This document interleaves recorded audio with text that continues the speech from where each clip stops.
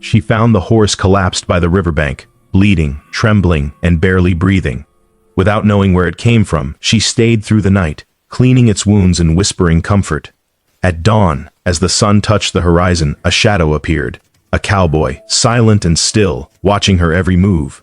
When she looked up, he tipped his hat and said softly, "You just saved the only thing I had left." She never knew. The horse belonged to him, its real owner. The sky had been threatening all afternoon. Eva Moore stood at the edge of her porch, one hand gripping the rough-hewn post, the other shielding her eyes against the wind that came rolling down from the mountains like something wild and furious. The air tasted of iron and rain. Dark clouds boiled across the valley, swallowing the last threads of pale sunlight, and the temperature had dropped so fast she could see her breath now, thin and ghostly in the dimming light. She should have been inside already. The chickens were locked up, the goats penned, but something kept her there, watching the storm come, feeling the electricity crawl across her skin like a warning she couldn't name. The first drops hit hard, fat, cold bullets of rain that spattered against the dry earth and sent up little puffs of dust. Then the wind hit. It came all at once, a roar that bent the cottonwoods nearly double and tore at her hair, her clothes, the hem of her skirt whipping against her legs.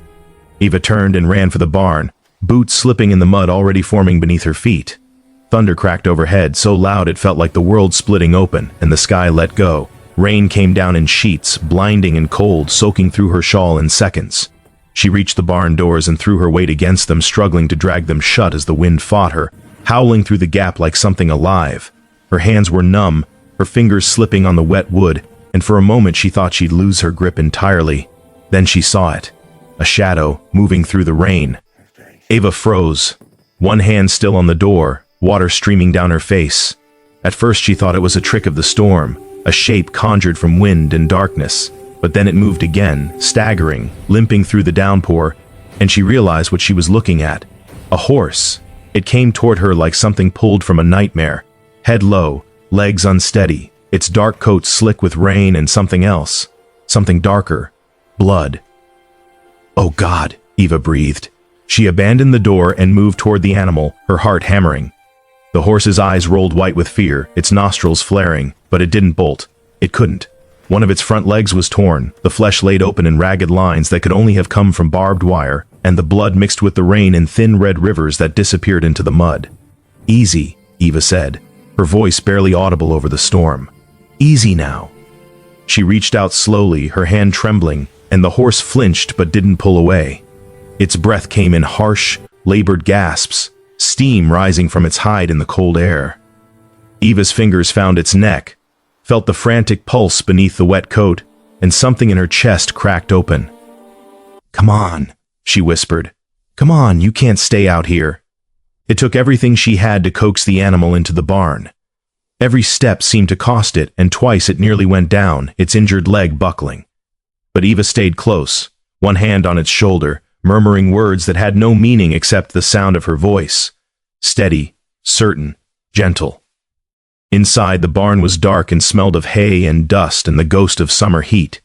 Eva lit the lantern with shaking hands, the flame catching on the third try, and golden light spilled across the stall where the horse stood, trembling, its head hanging low.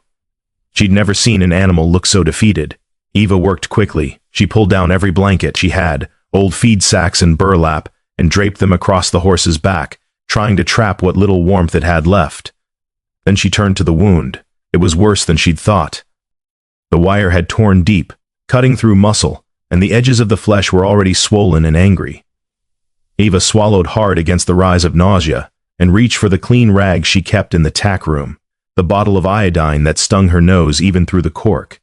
"This is going to hurt," she said softly. "I'm sorry." The horse didn't make a sound when she cleaned the wound. It just stood there, shaking, its eye fixed on her with something that looked almost like understanding. Eva's hands moved with a steadiness she didn't feel, wiping away the blood and mud, pouring iodine into the torn flesh until it frothed orange and brown. She wrapped the leg as tightly as she dared, her fingers aching from the cold and the pressure, and tied off the bandage with a knot that would hold. When it was done, she sat back on her heels, breathing hard, and looked up at the animal that had stumbled into her life out of the storm. "You're safe now," she whispered. "I promise." The horse's eye closed just for a moment, and Eva felt something shift in the air. Something fragile and important, like the first thaw after a long winter. Outside, the storm raged on. What Eva didn't see, what she couldn't have seen, was the figure standing on the ridge above her ranch. He'd been there when the storm hit, when the first lightning split the sky and the rain came down like judgment. He'd watched the horse bolt, panicked and bleeding, disappearing into the sheets of gray, and he'd followed. Now he sat motionless on his own mount, water streaming from the brim of his hat, his coat heavy and dark with rain. Below, the barn glowed like a single point of light in all that darkness, warm and impossibly fragile. He could see her shadow moving inside, small, quick, determined. She'd taken the horse in. The man's jaw tightened, his hand resting on the pommel of his saddle curled into a fist, then slowly relaxed. He didn't move, didn't call out, didn't ride down to reclaim what was his. He just watched. The storm howled around him, wind tearing at his clothes, rain blinding, but he didn't turn away. He sat there in the dark and the cold, and something in his chest, something he'd thought long dead, stirred at the sight of that small light burning against the night. She'd saved it. A woman he didn't know, in a place he'd never been, had pulled a wounded animal from the storm and promised it safety. The same promise he'd made once, before everything burned. Thunder rolled across the valley long and low, and when it faded, the man finally turned his horse away from the ridge. He moved slowly, his silhouette melting back into the darkness, leaving no trace except the faint impression of hoofprints that the rain would wash away before dawn. Inside the barn, Eva never knew he'd been there. The storm lasted through the night. Eva didn't sleep. She stayed in the barn, wrapped in her own coat, sitting against the stall door with the lantern burning low beside her. Every time the horse shifted or made a sound, she was on her feet, checking the bandages, running her hand along its neck, whispering reassurances that were as much for herself as for the animal. By the time the rain finally stopped, the sky had gone from black to deep blue, and the first pale threads of dawn were creeping across the horizon. Eva stood and stretched, her back stiff, her legs aching. The horse was still standing, its head low but steady, its breathing deeper now, less ragged. She touched its shoulder, felt the warmth beneath the blankets, and allowed herself the smallest flicker of hope. "You're going to make it," she said quietly. "I don't know where you came from, but you're going to make it." The horse turned its head just slightly and looked at her with one dark, luminous eye. And in that moment, Eva felt something she hadn't felt in a long, long time. Purpose. She walked out into the morning as the world woke around her. The storm had left everything clean and new, the air sharp and cold, the earth dark and rich with moisture. Water dripped from the eaves of the barn, from the branches of the cottonwoods, from the fence posts that lined her property like silent sentinels. Eva took a deep breath, tasting rain and mud and the faint green scent of growing things, and turned her face toward the mountains. That's when she saw the tracks. They were faint, already half washed away by the rain, but unmistakable. Hoofprints leading up to the ridge above her land, then disappearing into the rocks. Someone had been watching. Eva's heart kicked hard against her ribs. She looked up at the ridge, squinting into the soft morning light, but saw nothing. No movement, no shadow, just the empty line of stone and sky. She told herself it was nothing. A trick of the storm, a wild animal maybe, or a neighbor checking fences. But deep down, she knew better. Someone had been there. Someone had seen her take the horse, and whoever it was had ridden away without a word. Inside the barn, the horse stood quiet in its stall, head hanging low, the bandages white against its dark leg. It didn't remember the wire. Didn't remember the panic or the pain, or the blind flight through the storm. All it knew was the smell of hay and the soft voice of the woman who had wrapped it in warmth when the world had turned cold. But somewhere, buried deep in the animal's memory, was another voice, another hand, another promise made in the dark. And outside, far beyond the valley, a man rode alone through the empty places where the storm had been, his shoulders hunched against the cold, his eyes fixed on some distant point only he could see. He didn't look back, not yet. But the weight in his chest told him he would. By mid-morning, the sun had burned through the last of the clouds, and the valley steamed in the sudden warmth. Eva carried fresh water to the barn, her boots squelching in the mud, and set the bucket down where the horse could reach it. "Drink," she said. "You need it." The horse lowered its head and drank, slow and careful, and Eva watched with a satisfaction that felt almost maternal. She ran her hand down its neck, feeling the tension in the muscles, the way it still held itself like something expecting another blow. "Nobody's going to hurt you here," she said. "Not while I'm watching." She didn't know if that was true, didn't know what trouble this animal had brought with it, or whose fence it had torn through in the dark, but it didn't matter. She'd made a promise, and Eva Moore didn't break promises. The day stretched long and quiet. Eva mucked out the stall, replaced the old straw with fresh, and checked the horse's leg twice more, cleaning the wound with gentle hands and rewrapping the bandage when it came loose. The animal tolerated her touch now, leaning into her when she worked, as if it understood that she meant no harm. By evening it was standing, straighter, bearing more weight on the injured leg. Still weak, still hurting, but alive. Eva stood in the barn doorway as the sun sank low, painting the world in shades of gold and amber, and felt a strange tightness in her throat. She'd been alone for so long. 3 years since her father died and left her the ranch. 3 years of silence and solitude, of empty rooms and cold beds and no voice but her own echoing through the house. And now this. A wounded animal that shouldn't have survived, a storm that brought it to her door, and somewhere, the shadow of a stranger watching from the ridge. Eva shook her head and turned back toward the house. "You're imagining things," she muttered, but as she walked across the yard, she couldn't shake the feeling that something had changed, that the storm had brought more than just rain and wind and a half-dead horse. It had brought a beginning. She just didn't know of what. Night fell soft and deep, and Eva lay awake in her bed, listening to the silence. The house creaked around her, settling into itself, and somewhere far off, a coyote called, thin and lonesome. She thought about the horse, about the tracks on the ridge, about the way the storm had felt, electric and alive, like the air before a lightning strike. And she thought about tomorrow. Because tomorrow, she'd have to ride into town. She'd have to ask if anyone had lost a horse, if anyone knew where this animal had come from, and if they did, if someone came to claim it, she wasn't sure she'd be able to let it go.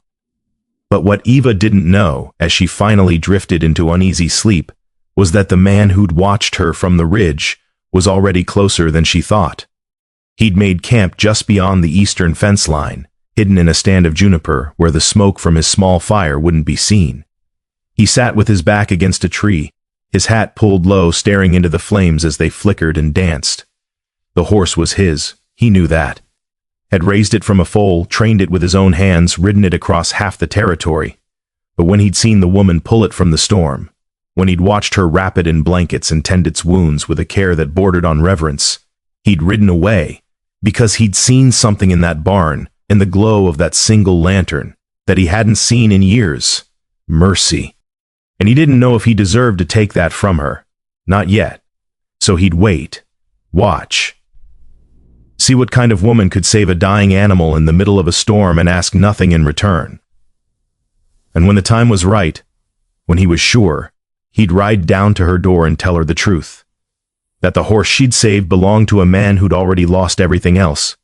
The fire burned low, the stars wheeled overhead, and somewhere in the darkness, the horse rested, its breathing steady, its wounds beginning to heal.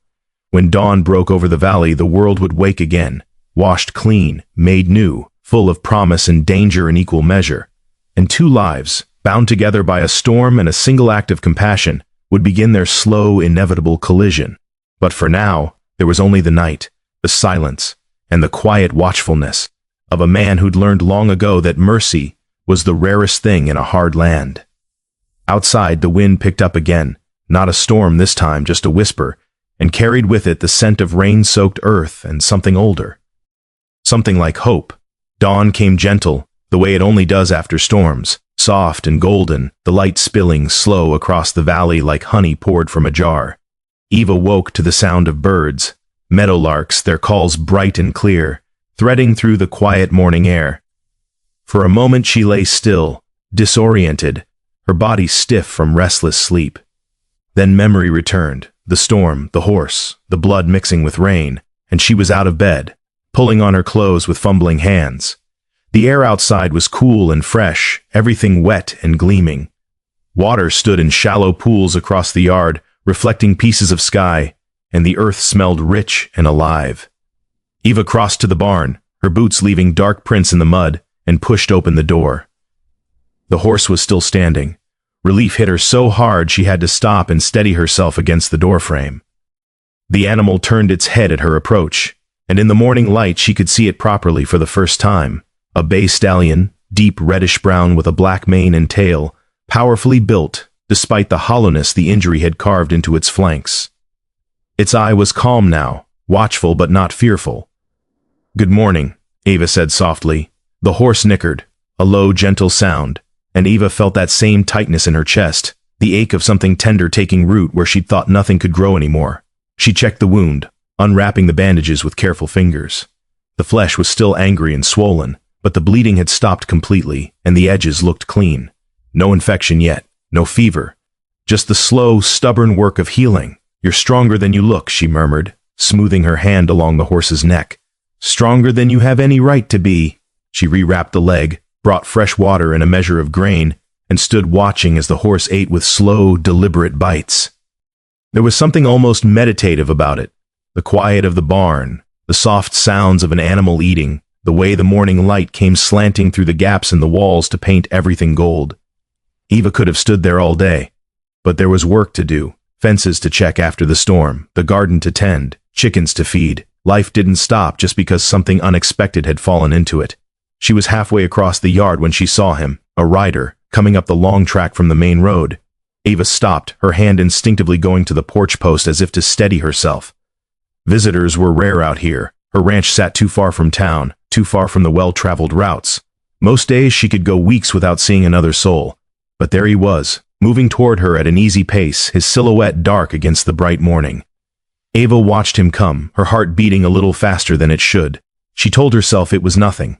A neighbor, maybe, checking on folks after the storm, or someone looking for work. Drifters came through sometimes. Men with nowhere else to go, and she'd hired more than a few over the years, when the work got too heavy for one pair of hands.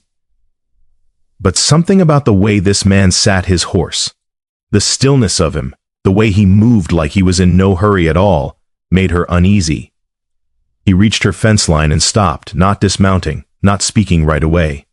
Just looking at her from beneath the brim of a dark hat, his face half-shadowed. Eva straightened, folding her arms across her chest. "Morning. Morning, ma'am." His voice was low, rough-edged, like something worn smooth by weather. He touched the brim of his hat in a gesture that was almost courtly. "Hope I'm not intruding." "That depends on what you want." A slight smile ghosted across his face, there and gone so quick she almost missed it. "Fair enough." He shifted in the saddle, his gaze drifting past her toward the barn, then back. "I'm looking for a horse. Bay stallion, about 16 hands, black points. Would have been moving fast, probably hurt. You seen anything like that come through?" Eva's stomach dropped. She kept her face carefully neutral, but her mind was racing. The horse in her barn matched that description exactly. Too exactly. And the way this man asked, calm, certain, like he already knew the answer, told her he wasn't guessing. "Storm brought down a lot of branches last night," she said slowly. "Tore up some fences. Could be a horse got loose from somewhere. Could be." He was still watching her, his eyes steady and unreadable. "Mind if I take a look around?" "I do, actually." The words came out sharper than she'd intended, and she saw something flicker in his expression. Surprise, maybe, or amusement. Hard to tell. "You always this friendly to strangers?" he asked. "Only the ones who ride onto my property asking questions." This time the smile stayed a little longer. "That's fair, too." He leaned forward, resting one hand on the pommel of his saddle, and Eva noticed for the first time the way he favored his left side, like something hurt when he moved. "Name's Colt Danner. I've got a ranch about 15 miles north, up near the canyon. Lost my horse in the storm last night." He spooked, ran through a fence. "I've been tracking him since dawn." Eva studied him. Colt Danner. The name meant nothing to her, but that didn't mean much. She didn't know most of the ranchers in the territory. He looked the part at least. Dusty clothes, worn boots, hands that had seen hard work. But there was something in his eyes that didn't quite fit. Something careful, guarded. "If I see a horse," Eva said finally, "I'll let you know." Colt Danner regarded her in silence for a long moment, Then he nodded, slow and deliberate. Appreciate that, ma'am. He started to turn his mount, then paused. That fence along your western line looks like it took some damage in the storm. Posts are leaning. You want some help setting them right? I've got time. Eva blinked. What? The fence, he repeated. It'll go down in the next wind if you don't fix it. Won't take more than an hour, maybe 2. She stared at him, trying to understand the angle. Men didn't offer help for free, not out here. There was always something they wanted. Money, food, a place to sleep, or worse. But Colt Danner just sat there waiting, his expression open and patient, and Eva found herself nodding before she'd fully decided to. All right, she said, but I don't pay in cash. Didn't ask for cash. Then what do you want? He glanced toward the barn again, and this time Eva was sure she saw something shift in his face, something that looked almost like longing. But when he spoke, his voice was steady. A cup of coffee, when we're done. And maybe some answers about that horse you haven't seen. They worked in silence. Colt Danner moved with an efficiency that spoke of years in hard country. He didn't waste motion, didn't complain, didn't try to fill the quiet with meaningless talk. He just worked, lifting the posts Eva couldn't lift alone, driving them deep with a sledgehammer he'd brought from his own saddle, his shoulders bunching beneath the fabric of his shirt with each swing. Eva worked beside him, holding the posts steady, handing him nails when he needed them, and found herself watching him more than she should. There was a limp in his gait, subtle but unmistakable, and once or twice she saw him wince when he moved too quick. Old injury, maybe. Or something recent he was trying to hide. When the sun climbed higher and the work made them both sweat, Eva brought water from the well, and they drank standing in the shade of the fence line, not speaking, the silence between them strangely comfortable. You do this alone? Colt asked finally, nodding toward the ranch. Mostly. That's a lot of work for one person. Eva shrugged. It's my work. He nodded, like that made sense to him, and handed back the cup. His fingers brushed hers, rough and warm, and Eva pulled away too quick, busying herself with capping the canteen. You got family? He asked. Not anymore. The words came out flat, final, and Colt didn't push. He just turned back to the fence and picked up the hammer, and Eva felt a flicker of gratitude for his silence. They finished the western line by midday. The posts stood straight and solid, the wire pulled taut, and Eva stepped back to survey the work with a satisfaction that felt earned. That'll hold, Colt said. It will. Eva wiped her hands on her skirt and looked at him. Thank you. Coffee still on offer? She hesitated, one last chance to send him away, to keep whatever was happening at arm's length. But something about the way he stood there, patient and undemanding, made her relent. Come on. Inside, the house was dim and cool, a refuge from the climbing heat. Eva put the kettle on and busied herself with cups and sugar while Colt stood just inside the door, hat in his hands, looking around with the careful attention of someone learning a place. It wasn't much to see. A single room that served as kitchen and living space both, a wood stove, a table with 2 chairs, shelves lined with jars of preserves and sacks of flour. Everything clean and spare and functional. You built this yourself? Colt asked. My father did. I just keep it standing. You do a good job. Eva glanced at him, surprised by the sincerity in his voice, and found him watching her with an expression she couldn't quite read. She turned back to the stove, suddenly aware of how small the space was, how close he stood. The kettle whistled. Eva poured coffee into 2 tin cups and set them on the table, then sat, gesturing for Colt to do the same. He sat across from her, cradling the cup in both hands, and for a moment they just looked at each other, 2 strangers brought together by a storm, and a lie Eva wasn't sure she could keep. So, Colt said quietly, you going to tell me about the horse? Eva's breath caught. What makes you think? I saw the tracks. His voice was gentle, almost apologetic, leading from the ridge down to your barn. And I know my horse, know how he moves, how he thinks. He came here last night, didn't he? There was no point lying. Eva set down her cup and met his gaze head on. He did? Colt nodded slowly, like she'd confirmed something he already knew. Is he alive? Barely. He was torn up bad. Barbed wire looked like. Legs a mess. Something passed across Colt's face. Pain, guilt, relief all tangled together. He closed his eyes briefly, his jaw working, and when he spoke again his voice was rough. Can I see him? Eva should have said. Yes. Should have taken him out. To the barn right then. Shown him the horse. let him reclaim what was his. But instead she heard herself say, "Why were you watching last night?" Colt's eyes opened, sharp and clear. "What? You were on the ridge. During the storm. I saw the tracks this morning. You watched me take him in, and you didn't come down. Why?" For a long time, Colt didn't answer. He stared into his coffee like it held answers he didn't have words for, and Eva waited, her heart hammering against her ribs. Finally he spoke. "Because I saw what you did." His voice was low, almost a whisper. "I saw you risk yourself in that storm.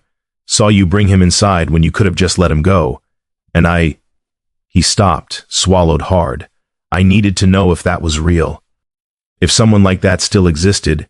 "Someone like what?" "Someone who gives a damn." He looked up at her then, and Eva saw something raw in his eyes, something wounded and desperate and achingly human. "I've spent the last 2 years watching people take and never give back, watching them burn and destroy and walk away laughing. And then I saw you, and I thought, maybe there's still something worth saving in this world." The silence that followed was thick and fragile, like glass about to break. Eva didn't know what to say, didn't know how to respond to that kind of honesty, raw and unguarded. So she just nodded, once, and stood. "Come on," she said quietly. "I'll show you." The barn was warm with trapped sunlight, the air golden and hazy with dust motes. Eva led Colt to the stall where the horse stood, and watched as man and animal saw each other. The horse's ears pricked forward. It nickered, low, questioning, and took a limping step toward the stall door. Colt made a sound that was almost a sob. "Easy, Grace," he murmured, his voice breaking. "Easy, boy. Grace." So the horse had a name. Eva watched as Colt opened the stall door and stepped inside, moving slow and careful, his hands outstretched. The horse nuzzled into his chest, and Colt wrapped his arms around its neck, pressing his face into the dark mane, his shoulders shaking.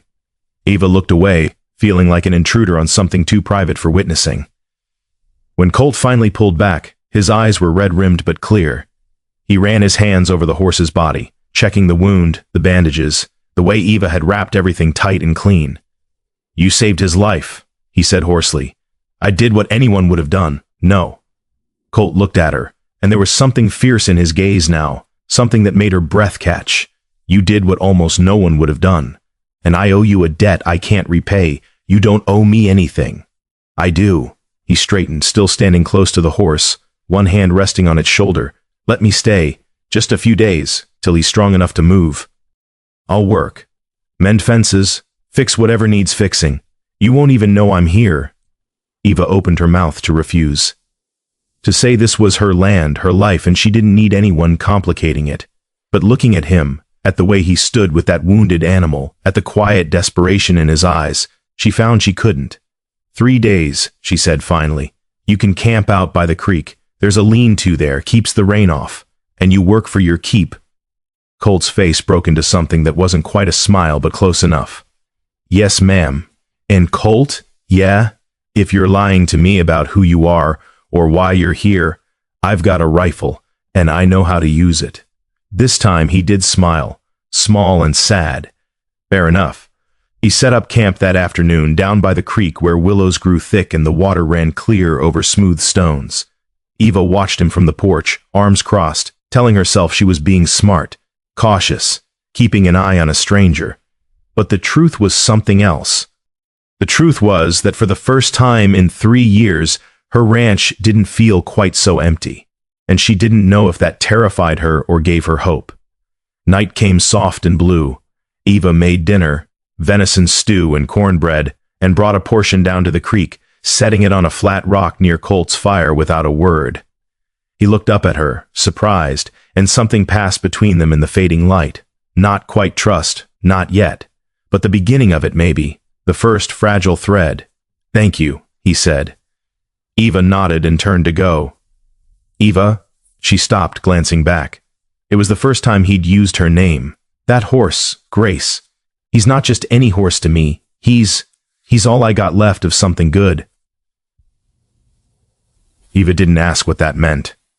Didn't push for the story she could see weighing on him like stones. She just said, "Then we'll make sure he heals," and walked back toward the house, leaving Colt alone with his fire and his ghosts and the sound of water moving over rocks in the dark.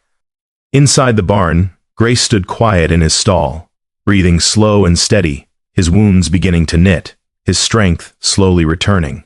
And somewhere in the night, under a sky scattered with more stars than seemed possible, two damaged souls began the long, uncertain work of healing alongside him. The days that followed would be quiet ones, hard ones, days of sweat and silence and small, careful gestures that meant more than words. But tonight, there was only the fire, the creek, and the promise of morning coming, as it always did, soft and golden and full of possibility. Morning came like a whisper. Eva woke to birdsong and the pale gray light that comes just before sunrise, that in-between time when the world hasn't quite decided if it's ready for day. She lay still for a moment, listening, the creak of the house settling, the distant murmur of the creek, and something else, something rhythmic and steady, the sound of an axe biting wood. She rose and dressed quickly, pulling her hair back with practiced hands, and stepped out onto the porch. The air was cool and sweet, touched with dew, and across the yard she could see him. Colt stood by the woodpile, his back to her, splitting logs with a methodical precision that spoke of years doing exactly this. His shirt clung to his shoulders, already dark with sweat despite the morning chill, and each swing of the axe was clean and sure, the wood falling away in perfect halves. Eva watched him for longer than she meant to. There was something almost hypnotic about it, the rhythm of work, the way his body moved with an economy of motion that came from muscle memory older than thought. He didn't waste energy, didn't hurry, just worked, steady and sure, like a man who'd learned long ago that the only way through hard things was straight on. She cleared her throat and Colt turned, lowering the axe. His face was flushed, his hair damp at the temples, but when he saw her he nodded, a small, respectful gesture that somehow felt more intimate than words. "Morning," he said. "You didn't have to start so early. Couldn't sleep." He glanced toward the barn, and Eva understood. He was worried about the horse. About Grace. "Come on," she said. "Let's check on him together." Inside the barn, the light was gold and hazy, filtering through gaps in the walls to paint everything in shades of amber. Grace stood in his stall, head lifted, ears pricked forward at their approach. He looked stronger today, more alert, more present. The hollowness in his flanks was still there, but the desperate fragility was gone. Eva unwrapped the bandages while Colt held the horse steady, murmuring soft words in a language that sounded like comfort made audible. The wound was healing well, the swelling had gone down, the edges of the torn flesh beginning to knit together in pale pink lines. No heat, no smell of infection. "He's going to be all right," Eva said quietly. Colt's hand stilled on the horse's neck. For a moment he didn't speak, just stood there with his head bowed, and Eva saw his throat work as he swallowed hard. "Thank you," he said finally, his voice rough. "I mean it. Thank you." "You've thanked me enough. Not even close." Eva rewrapped the leg with fresh bandages, her fingers quick and sure and straightened. "He'll need to stay off it another week at least. Maybe longer, then I stay longer." Colt looked at her, his eyes steady. "If that's all right with you." Eva should have said no, should have drawn the line, kept the boundaries clear. 3 days, she'd said. That was the agreement. But looking at him now, at the way he stood with that horse, the quiet gratitude written across his face, she found herself nodding. "Another week," she said. "But you earn it." The smallest smile touched his mouth. "Yes, ma'am." The days took on a rhythm after that. Colt worked from sunup to sundown, moving through the ranch like a man trying to repay a debt he couldn't quantify. He mended the fence along the northern property line, replaced rotted boards in the chicken coop, cleared the debris the storm had scattered across the yard. He worked quietly, without complaint, and Eva found herself watching him more than she should, the way his hands moved, capable and sure, the way he paused sometimes to wipe his brow and look out across the valley like a man remembering something he'd lost. She worked beside him when she could, and slowly, so slowly she almost didn't notice it happening, they began to talk, not about important things, not at first, just small observations, the weather, the condition of the soil, the way the light changed as spring crept deeper into the valley. "Going to be a dry summer," Colt said one afternoon, standing at the fence line and squinting toward the mountains. "Snow's already gone from the high peaks, means the creeks'll run low by July." "They usually do," Eva replied, hammering a nail into place. "I've got a good well, though, deep, never run dry yet. That's lucky. Not luck. My father knew where to dig." Colt glanced at her. He taught you a lot, everything that mattered. There was a weight in those words, and Colt seemed to sense it. He didn't push, just nodded and went back to work, and Eva felt a flicker of gratitude for his silence. In the evenings, after the work was done and the sun hung low and red on the horizon, they fell into another ritual. Eva would make dinner, simple food but hearty, and they'd eat together at the table in her kitchen, the door left open to let in the cool air and the sound of crickets starting their night songs. At first, they ate in silence, the space between them still uncertain, still feeling its way toward something neither could name, but gradually the silence became comfortable. And then, one night, it became something more. "Where'd you learn to cook like this?" Colt asked, sopping up gravy with a piece of cornbread. Eva shrugged. "Necessity. You live alone, you either learn or you starve." "Fair point," he chewed thoughtfully. "But this," he gestured at the plate, "this is more than just not starving. This is good." She felt her cheeks warm and looked away. "It's nothing special. It is to someone who's been eating his own cooking for 2 years. That pulled a smile from her. Small, but real. "That bad? Worse."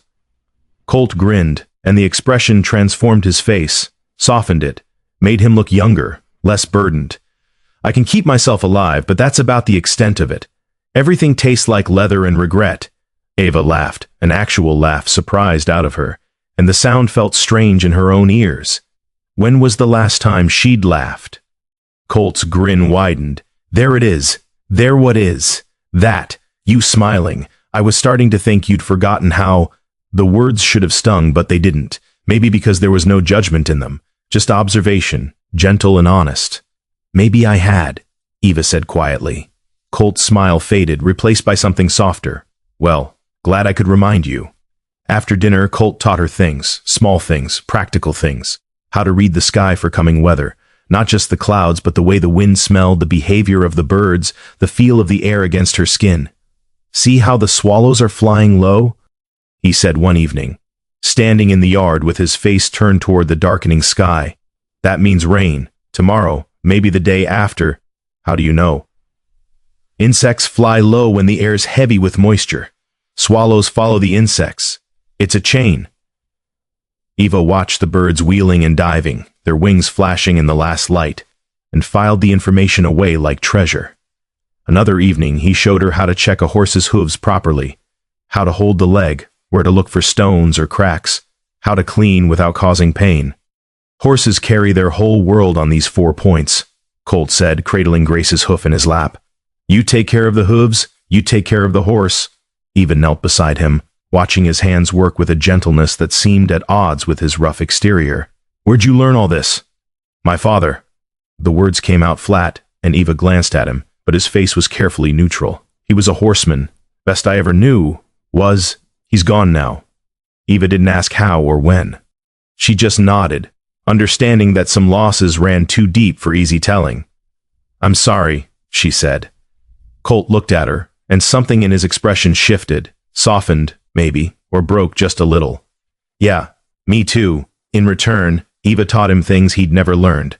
How to bake bread, real bread, the kind that takes time and patience, kneading the dough until it's smooth and elastic, letting it rise in a warm place, shaping it with gentle hands. "You've got to respect it," she said, demonstrating the motion, her fingers pressing and folding in a rhythm that was almost like music. "Push too hard and it gets tough, too soft and it won't hold together." "You're looking for balance." Colt tried, his large hands clumsy at first, and Eva bit back a smile at the concentration on his face, tongue caught between his teeth, brow furrowed like he was defusing a bomb. "Like this?" he asked. "Almost. Here." She reached out without thinking, covering his hands with hers to guide the motion, and froze. They both did. Her hands on his, the warmth of his skin through the dusting of flour, the sudden awareness of how close they were standing. Eva's breath caught, and she looked up to find Colt watching her, his eyes dark and unreadable. For a heartbeat, neither of them moved. Then Eva pulled away, her cheeks burning. That's the motion. You've got it." "Right."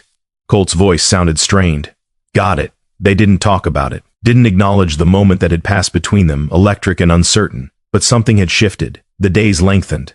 Spring deepened its hold on the valley, painting everything in shades of green and gold. Wildflowers bloomed in the meadows, lupine and paintbrush and columbine, and the air smelled of growing things, of life returning after the long cold. Grace grew stronger. Each day he bore more weight on the injured leg, and within a week he was walking without limping, his steps sure and steady. Colt led him out into the paddock one morning, and they all stood watching as the horse moved through the space, not running yet, but testing, exploring, reclaiming his strength one careful step at a time. "He's ready," Colt said, his voice thick with emotion. "Another few days and he'll be fit to ride." Ava nodded, a tightness in her chest that she didn't want to examine too closely. Grace ready meant Colt leaving, meant this strange, fragile peace coming to an end. She should have been relieved, should have been ready to reclaim her solitude, her carefully ordered life, but she wasn't. That evening they sat on the porch together, watching the sun sink toward the mountains in a blaze of orange and purple. The air was soft and warm, filled with the sound of crickets and the distant call of a nighthawk. Colt broke the comfortable silence first. "Can I ask you something?" Eva glanced at him. "Depends on what it is. Why are you out here alone?" The question hung in the air between them, not accusatory, just curious. Ava was quiet for a long time, trying to decide how much truth to offer. Finally, she spoke. "My father died 3 years ago. Heart gave out one morning while he was checking the fence line. By the time I found him, it was too late." She stared out at the valley, her voice steady but distant. "Everyone said I should sell, that it was too much for a woman alone.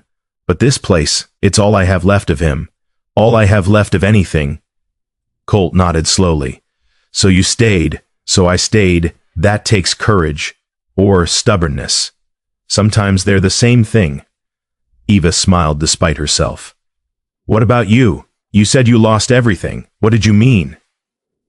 She felt him tense beside her, saw the way his jaw tightened.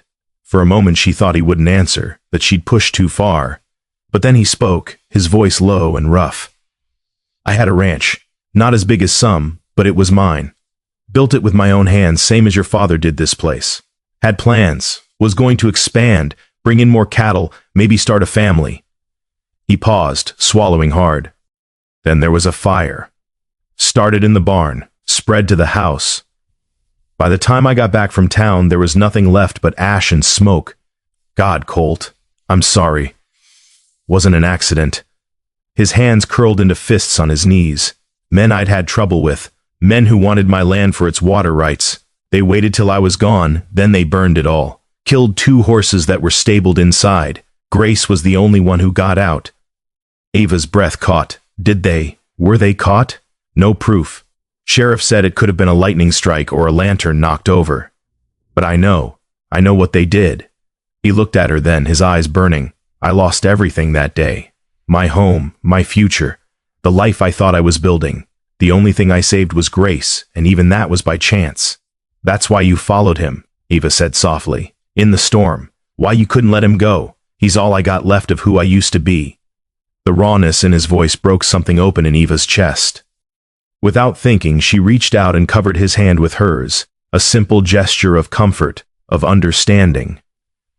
Colt looked down at their joined hands, then back up at her. And in his eyes she saw gratitude and something else, something deeper, more complicated. "Thank you," he said quietly, "for saving him, for giving me a reason to keep going. You don't have to thank me, I do." His hand turned under hers, his fingers curling around her palm. "You gave me something I thought was gone forever." "What's that?" "Hope." The word hung between them like a prayer. And sitting there in the gathering dark, hands clasped, 2 wounded souls who'd found each other by accident began to believe that maybe, just maybe, hope was enough. That night, Eva lay awake in her bed, staring at the ceiling. Outside, she could hear the soft sounds of the ranch at rest. The horses shifting in the barn, the rustle of wind through the cottonwoods, the distant murmur of the creek, and beneath it all, barely audible, the sound of someone else breathing in the darkness. Colt, down by the creek, close enough to hear if she called, close enough to come if she needed him. The thought should have frightened her. Instead, it felt like safety.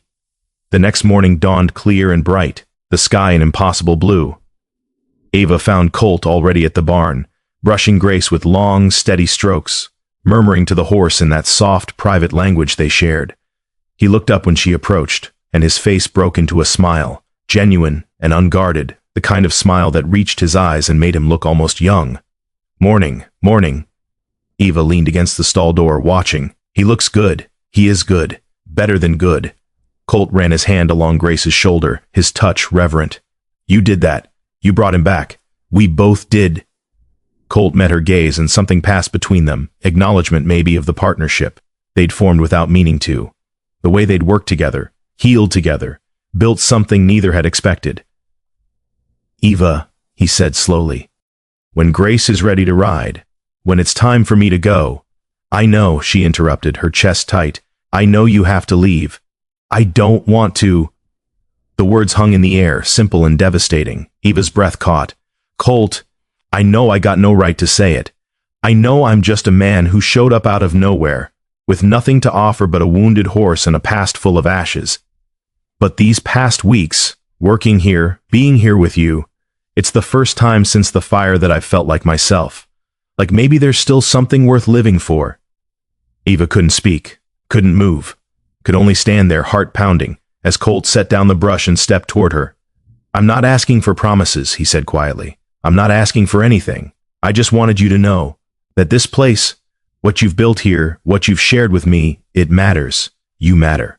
And then, so gently she almost didn't feel it, he reached out and tucked a strand of hair behind her ear, his fingertips barely grazing her cheek. Eva closed her eyes, leaning into the touch for just a moment, allowing herself this one small comfort.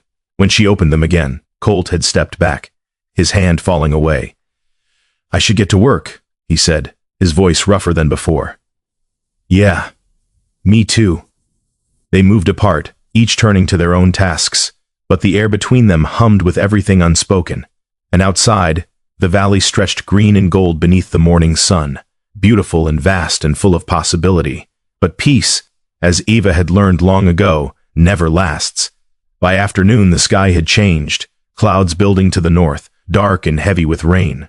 The swallows flew low, just as Colt had taught her to notice, and the air grew thick and still. Eva was in the garden tying up tomato plants when she heard it. Hoofbeats, multiple riders coming fast. She straightened, her hand instinctively going to the knife at her belt, and turned toward the road. 3 men crested the rise, moving toward her ranch at a gallop, dust billowing behind them. Even from a distance she could see the gleam of metal on their chests. Badges. Eva's heart sank. Behind her she heard Colt emerge from the barn, heard his footsteps stop as he saw what she was seeing. "Eva," he said quietly, urgently. "Get inside. No, Eva, this is my land, I'm not hiding."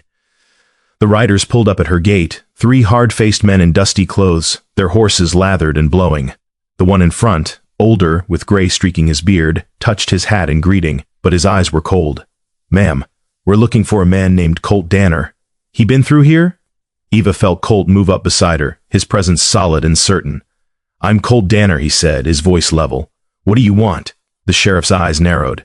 "Colt Danner, you're wanted for questioning regarding a fire 3 months back. The Danner Ranch up near Silver Creek Canyon. That was my ranch," Colt said, "and I didn't burn it. Maybe. Maybe not. But there's folks say otherwise. Say you said it yourself for the insurance money." Eva's blood went cold. "That's a lie." The sheriff's gaze shifted to her, assessing. "And you are?" "Eva Moore. This is my property." "Then I suggest you step aside, Miss Moore, and let us do our job." "Your job." Eva's voice rose, fury overriding caution. "Your job is to protect people, not accuse them without proof. We got proof enough. Man who lost everything, no alibi for the night of the fire, and a horse that ran from the scene covered in burns." The sheriff's hand drifted toward his gun. "Now, Mr. Danner, you can come peaceful, or we can make this difficult." Colt's jaw tightened, but before he could speak, Eva stepped forward. "He was here," she said, her voice ringing clear and strong. "The night of the fire. He was here, helping me repair my fence after the storm. I can testify to that." It was a lie, a complete bald-faced lie, but she said it without hesitation, her chin lifted, her eyes daring the sheriff to challenge her. Colt's hand found hers, squeezed once, a warning, a plea, a thank you all tangled together. The sheriff studied them both, his expression unreadable. Then he spat into the dirt. "That's so. It is convenient. It's the truth." For a long, tense moment no one moved. The wind picked up, carrying the smell of coming rain, and somewhere in the distance thunder rumbled. Finally, the sheriff nodded slowly. "We'll be checking that story, Miss Moore, and if we find out you're lying to protect him, you'll answer for it same as he will." "I'm not lying." The sheriff held her gaze a moment longer, then wheeled his horse around. "Let's go, boys." "But Danner," he looked back over his shoulder, "don't leave the territory. We're not done with you." They rode away, dust and threat trailing behind them, and Eva stood frozen until they disappeared over the rise. Only then did her legs start to shake. Colt caught her as she swayed, his arm around her waist, and she leaned into him without thinking, her breath coming in short, sharp gasps. "Why did you do that?" he asked hoarsely. "Why did you lie for me?" Eva looked up at him, at the fear and gratitude and something else burning in his eyes, and realized she didn't have a good answer. "Only the truth. Because I believe you," she said simply. "And because they were wrong." Colt's arm tightened around her, and for just a moment he pressed his forehead to hers, his breath warm against her face. "Thank you," he whispered. "God, Eva, thank you." But as they stood there, holding each other against the coming storm, Eva felt the first cold drops of rain begin to fall, and she knew, with a certainty that settled in her bones, that this was only the beginning. The storm was far from over. The rain came down slow at first, deliberate drops that darkened the dust and left coin-sized marks on the dry earth, then harder, until the valley blurred behind a gray curtain and the mountains disappeared entirely. Eva and Colt stood in it for a moment longer, neither willing to break apart, the water soaking through their clothes and plastering their hair to their heads. Finally, Eva pulled back, suddenly aware of how tightly she'd been holding him, how close they'd been standing. "We should get inside," she said, her voice unsteady. Colt nodded but didn't move, his eyes searching her face like he was trying to memorize it. "Eva, what you did, lying to the sheriff, that could come back on you, hard." "I know, then why?" "Because you matter. Because in 3 weeks you've become something I can't name but can't let go. Because for the first time in 3 years, I don't feel alone." But she couldn't say any of that. So instead she said, "Because it was the right thing to do." Colt's expression shifted, something between pain and wonder, and for a heartbeat Eva thought he might say something more. But then he just nodded and turned toward the barn. "I need to check on Grace, make sure he's settled." Eva watched him go, his shoulders hunched against the rain, and felt the weight of what she'd done settle over her like a stone. She'd lied to the law, put herself between Colt and whatever justice, or injustice, was hunting him. And she didn't regret it. That should have terrified her. Instead, it felt like the most honest thing she'd done in years. Inside the house, Eva stripped off her wet clothes and changed into dry ones, her hands shaking slightly as she buttoned her shirt. Through the window she could see the barn, dim and indistinct through the rain, and beyond it the mountains, dark shapes against a darker sky. She put the kettle on, needing something to do with her hands, and stood at the stove watching the flame dance beneath the metal. The sound of rain on the roof was loud and constant, almost like static, drowning out thought. When the door opened behind her, she didn't turn. "Coffee?" she asked. "Please." Colt's voice was quiet, careful. She heard him hang his hat on the peg by the door, heard the wet squelch of his boots as he crossed to the table. When she finally brought the cups over and sat across from him, she found him staring at his hands like they belonged to someone else. "They're going to come back," he said. "I know, and they're going to ask questions. Talk to people. Try to find holes in your story. Let them—" Colt looked up at her, his eyes red-rimmed and hollow. "Eva, you don't understand what you've stepped into. Those men, the ones who burned my ranch, they're powerful. Connected. They want me gone, and they don't care who they hurt to make that happen. Then maybe it's time someone stood up to them. That's not your fight. You made it my fight the moment you rode onto my land." Eva's voice was firm, steady. "And I'm not backing down." Colt shook his head slowly, something like despair crossing his face. "You're going to get hurt. Maybe. But at least I'll be standing for something true." They sat in silence after that, drinking coffee that had gone lukewarm, listening to the rain hammer against the roof and windows. The world outside had disappeared entirely, leaving just this, the small circle of lamplight, the two of them, and the choice Eva had made that couldn't be unmade. Finally, Colt spoke. I should leave. Tonight. Take Grace and go before they come back. No. The word came out sharper than she'd intended, almost a shout. Colt's eyes snapped to hers, startled. Eva, if you run now, it proves their story, makes you look guilty, and it makes me look like a liar who is covering for a criminal. Eva leaned forward, her hands flat on the table. You stay. We stick to what I said, that you were here the night of the fire helping with the fence. We find proof if we can, or we hold the line, together. Why would you do this? Because someone has to. Her voice softened. Because you deserve better than being hunted for a crime you didn't commit. And because... She stopped, the words catching in her throat. Because I care about you. Because somewhere in these quiet weeks, you became important. Because the thought of you leaving makes me feel like I'm losing something I didn't know I needed. But she couldn't say that either. Colt reached across the table and took her hand, his grip warm and solid. Because what? Eva met his eyes and saw her own fear reflected back. The fear of wanting something, of letting someone in, of risking the carefully constructed walls she'd built around her heart. Because you're not alone in this, she said quietly. Not anymore. Colt's thumb traced slow circles on the back of her hand, and neither of them spoke. Outside, the rain continued its relentless drumming, washing the world clean or drowning it entirely. Eva couldn't tell which. By morning, the storm had passed, leaving everything soaked and dripping. The sky was a pale, washed-out blue, and the air smelled of wet earth and green, growing things. Eva woke early, as always, and found Colt already outside, standing at the fence line and staring toward the road. She brought him coffee without speaking, and they stood side by side, watching the valley emerge from mist.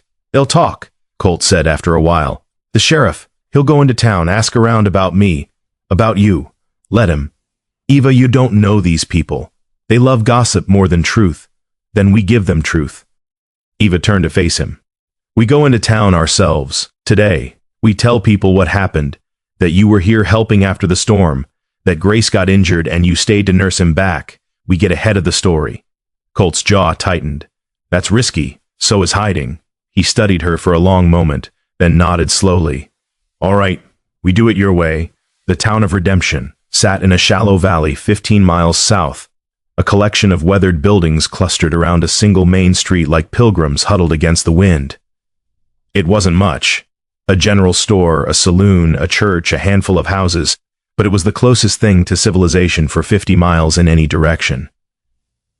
Eva drove the wagon, Colt beside her, the road still muddy from the rain and rutted deep enough to rattle their teeth. Neither spoke much. The closer they got to town, the tighter the knot in Eva's stomach became.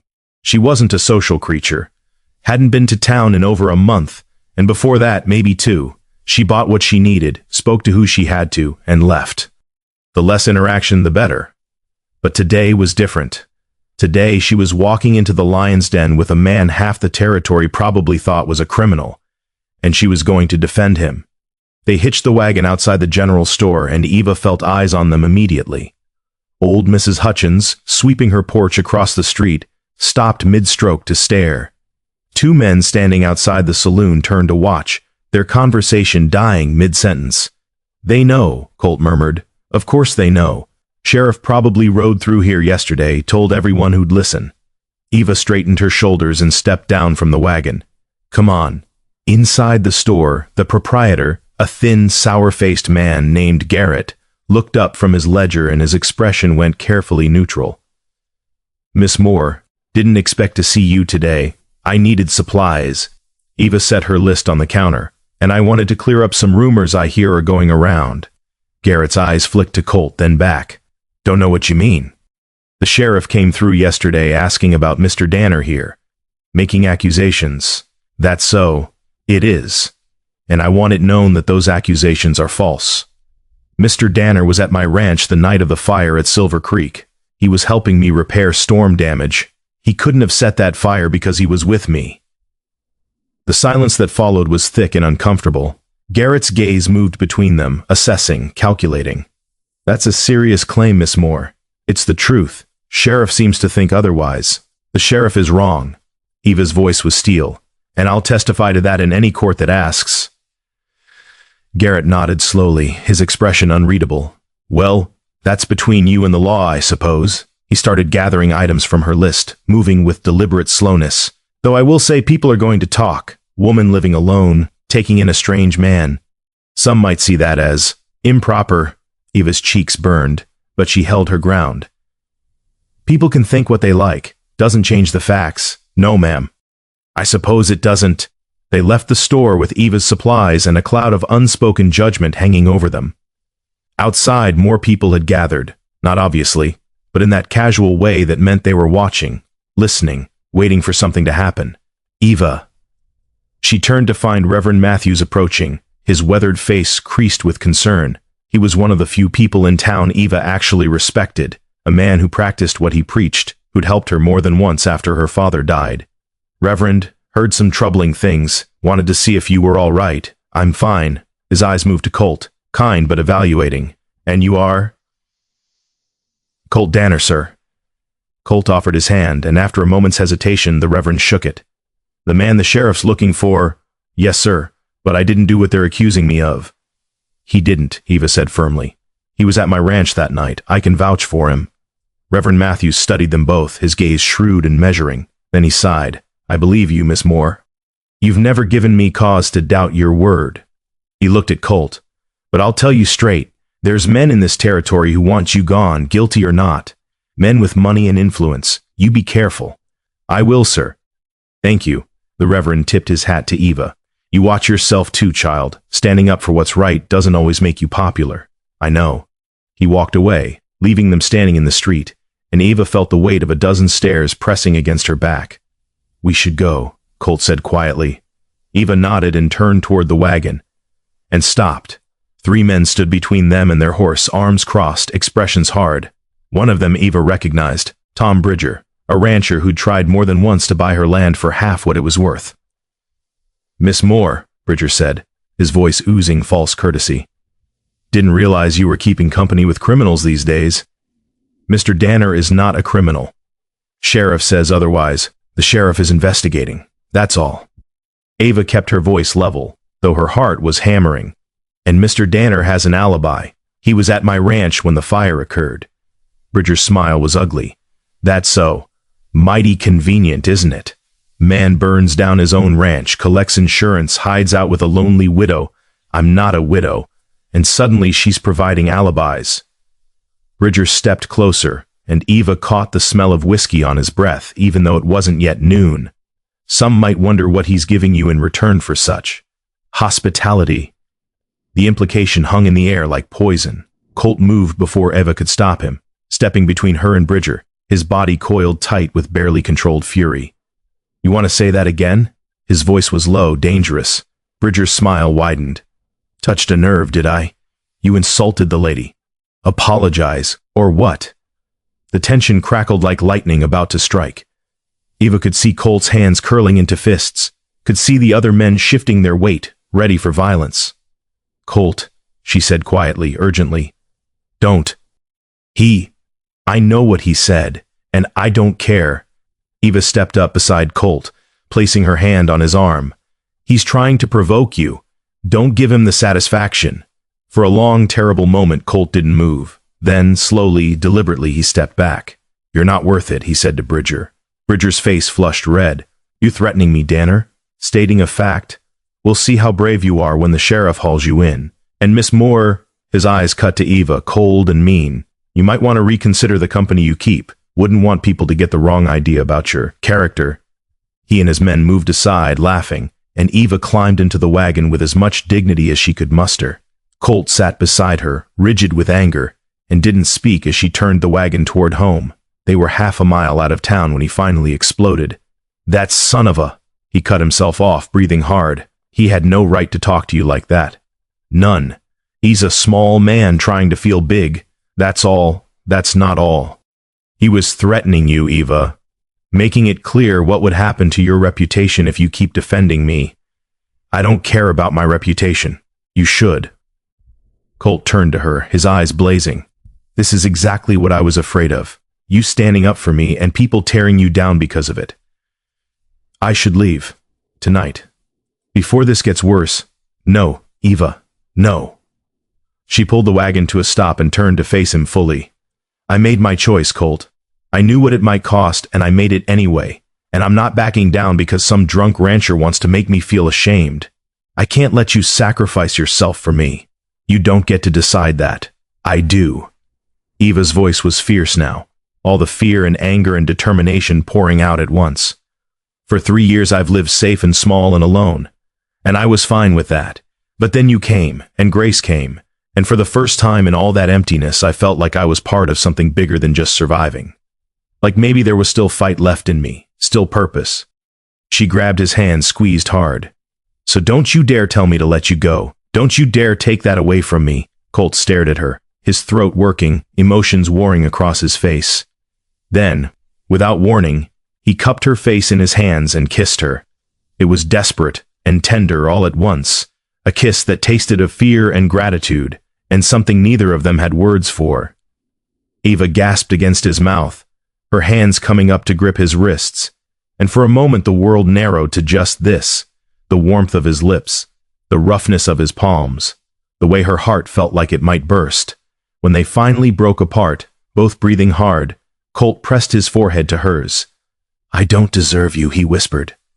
"Maybe not, but you're stuck with me anyway."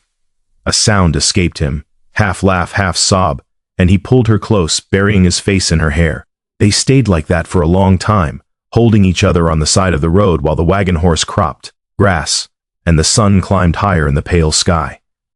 And neither of them saw the rider watching from the ridge above, his face hidden in shadow, before he turned and galloped back toward town.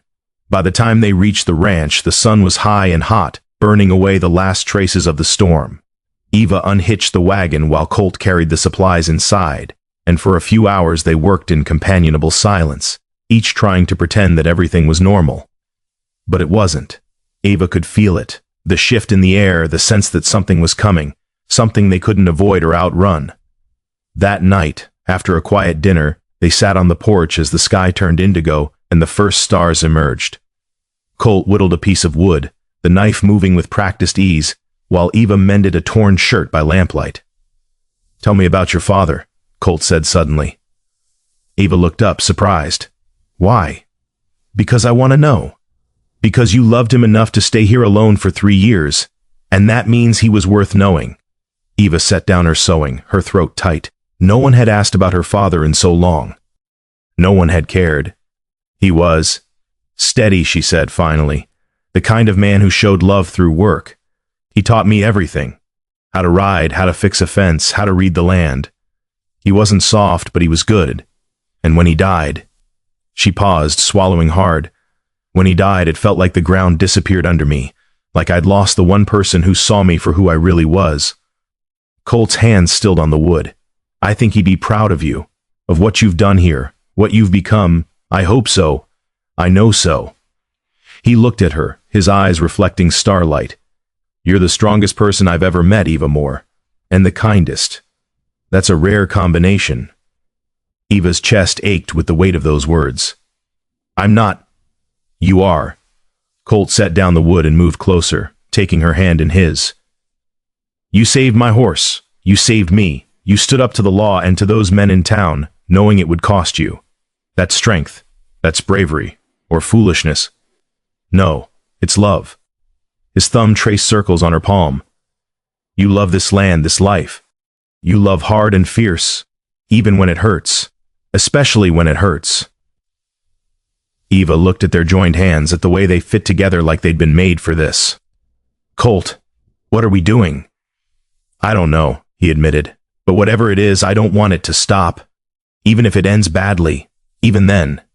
Eva leaned against him, letting his strength hold her up, and they sat like that as the night deepened around them, two people clinging to each other against the darkness, against the judgments of the world, against whatever storm was coming next.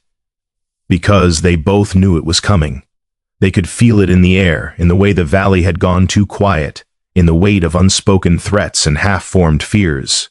But tonight, they had this, each other, the stars, the sound of the creek moving over stones, and somewhere in the barn, Grace slept, his wounds nearly healed, his strength returned. A reminder that broken things could be made whole again, if given enough time, enough care, enough love. Eva was dreaming of fire when the sound woke her. Hoofbeats, multiple riders, coming fast. She bolted upright, heart hammering, and looked out the window. Torchlight flickered in the darkness, moving up the road toward her house. 5, maybe 6 riders, their faces obscured by shadow and flame. Eva pulled on her clothes with shaking hands and grabbed her father's rifle from its place by the door. Outside, she heard Colt's voice, sharp and urgent. "Eva, stay inside." But she didn't. She stepped out onto the porch, rifle raised, as the riders pulled up at her gate. The sheriff sat at the front, his face grim in the torchlight. Behind him were Bridger and his men, and 2 others she didn't recognize. "Miss Moore," the sheriff said, "we need to talk to Mr. Danner." "About what?" "About the fire, and about his alibi." The sheriff's eyes were hard. "We talked to folks in town. Nobody remembers seeing Danner around here before a week ago, and we found someone who says they saw him near Silver Creek the night of the fire." Eva's blood ran cold. "That's a lie. Is it?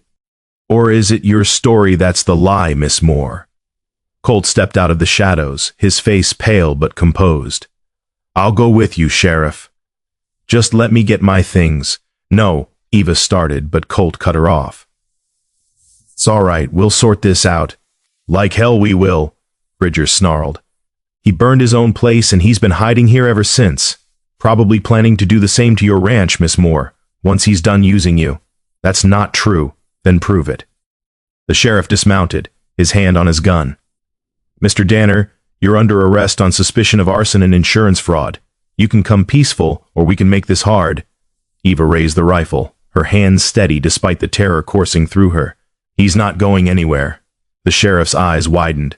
"Miss Moore, put that down." "No, Eva, don't." Colt's voice was anguished. "I said no." Eva's voice rang out clear and strong. "He didn't set that fire. He was here with me, and I will swear to that in any court in this territory. And if you try to take him, you'll have to go through me first." The silence that followed was absolute. Then Bridger laughed, a harsh, ugly sound. "You really are a fool, aren't you? Throwing your life away for a man you barely know." "I know enough. You know nothing. He's a liar and a criminal, and you're going to hang right alongside him if you keep this up. Then I guess we'll hang together." Eva's finger moved to the trigger, and she saw the sheriff's hand tighten on his gun. In that moment, everything hung in perfect, terrible balance. One move, one wrong word, and it would all go to blood and fire. Then, from behind the riders, a new voice cut through the night. "I wouldn't do that if I were you, Sheriff." Everyone turned. Reverend Matthews sat on his horse at the edge of the torchlight, his face grave, and behind him, in the darkness, Eva could see more shapes, more riders, townspeople, a dozen of them, maybe more. "This doesn't concern you, Reverend," the sheriff said. "It concerns all of us. When you arrest a man without proof, based on the word of men with clear motives to see him gone," Matthews gestured to Bridger and his crew, "that concerns the whole community. He's a criminal, maybe. Or maybe he's a man who had something worth stealing, and powerful men wanted it." The Reverend urged his horse forward. "I know Tom Bridger's been trying to get control of the water rights at Silver Creek for years, and I know he's not above burning someone out to get what he wants." Bridger's face went purple. "That's slander. It's truth, and there's others here who'll say the same." Matthews looked at the people behind him, and several nodded. "So here's what's going to happen, Sheriff. You're going to investigate this proper. Talk to everyone. Look at the evidence. And if, after all that, you still think Mr. Danner is guilty, then arrest him legal-like. But you don't come onto Miss Moore's property in the middle of the night with a lynch mob and call it justice." The sheriff looked between Matthews, the townspeople, and Eva, who still held her rifle steady, and slowly, carefully, he raised his hands. "All right, we'll do this proper." He looked at Colt. "But you stay in the territory, Danner. And if you run, that's as good as a confession." "I'm not running," Colt said quietly. "I've got nothing to run from." The sheriff nodded, mounted his horse, and gestured to his men. Slowly, reluctantly, they turned and rode away, the torchlight fading into darkness. Only when they were completely gone did Eva lower the rifle, her arms shaking so badly she nearly dropped it. Colt caught her, pulled her close, and she collapsed against him, the fear and adrenaline draining out all at once. "You could have been killed," he whispered into her hair. "Oh God, Eva, you could have been killed, so could you." Reverend Matthews dismounted and approached, his expression kind. "That was either very brave or very foolish, Miss Moore." "Maybe both," Eva managed. "Either way, you've made powerful enemies tonight." He glanced at Colt. "Both of you have. You'll need to watch yourselves." "We will," Colt said. "And Reverend, thank you. If you hadn't come, I couldn't let them do this. Not in my town, not to good people." Matthews tipped his hat. But the sheriff was right about one thing. This isn't over. They'll come back, and next time they'll have more than threats. He rode away, the townspeople following, and Eva and Colt stood alone in the darkness once more. "I should go," Colt said, but there was no conviction in his voice. "No, Eva, I'm not arguing about this again. You stay." She pulled back just enough to look at him. "We figure this out, together." Colt's eyes shone in the dim light from the house, and he cupped her face gently. "Why? Why are you willing to risk everything for me?" And finally, Eva said the truth she'd been holding inside. "Because I love you." The words hung in the air, simple and irrevocable. Colt's breath caught, then he was kissing her again, desperate and fierce, pouring everything he couldn't say into that single contact. When they broke apart, he pressed his forehead to hers. "I love you too," he whispered. "God help me, I do." And standing there in the aftermath of near violence, surrounded by darkness and danger and the ruins of both their lives, they held each other and believed, for just a moment, that love might be enough, that together they could face whatever came next, even if it meant fighting the whole world, even if it meant losing everything, because some things were worth the risk, and this fragile, fierce, impossible love was one of them. The night refused to end. Eva and Colt stood in the yard long after the last hoofbeats faded, long after the darkness swallowed every trace of the men who'd come for him. They held each other like drowning people cling to wreckage, neither speaking, both knowing that something fundamental had shifted. The words had been said, the truth laid bare, and there was no taking it back. Finally, as the first gray hint of dawn touched the eastern sky, Colt pulled away gently, his hands lingering on her shoulders. "You should sleep," he said, his voice rough with exhaustion and something deeper. "So should you. I don't think I can." Eva understood. Her own body hummed with leftover adrenaline, every nerve still singing with the memory of standing on her porch with a rifle, daring the sheriff to make a move. She'd never done anything like that before, never imagined she could, but for Colt she'd been willing to pull the trigger. The realization should have terrified her. Instead it felt inevitable, like everything that came before had been leading to this moment, this choice, this man. "Come inside," she said quietly. "At least have coffee. Watch the sunrise." Colt hesitated, and Eva could see the war in his eyes, the part of him that wanted to stay fighting with the part that knew he was putting her in danger just by being here. "Please," she added, "don't make me sit alone right now." That decided it. He nodded and followed her into the house, and they sat at her small table as the world outside slowly brightened, painting the valley in shades of rose and gold. Eva made coffee with hands that had stopped shaking, and they drank in silence, the space between them charged with everything spoken and unspoken. "I meant it," Colt said finally, his voice barely above a whisper. "What I said out there. I love you, Eva. I didn't mean to, didn't plan for it. But somewhere between you saving Grace and you saving me, it just happened." Eva's throat tightened. "I know. I don't have anything to offer you. No home, no future, no... I don't care about any of that. You should." Colt set down his cup, his jaw tight with frustration. "You deserve someone who can give you stability, safety, not a man with a burned ranch and a target on his back. What I deserve is my own choice." Eva reached across the table and took his hand. "And I choose you. Dangerous, complicated, impossible you." Colt's eyes closed, and she saw moisture gather at the corners. "You're going to break my heart, Eva Moore, only if you let me." He opened his eyes and looked at her with such raw vulnerability that Eva felt something crack open in her chest.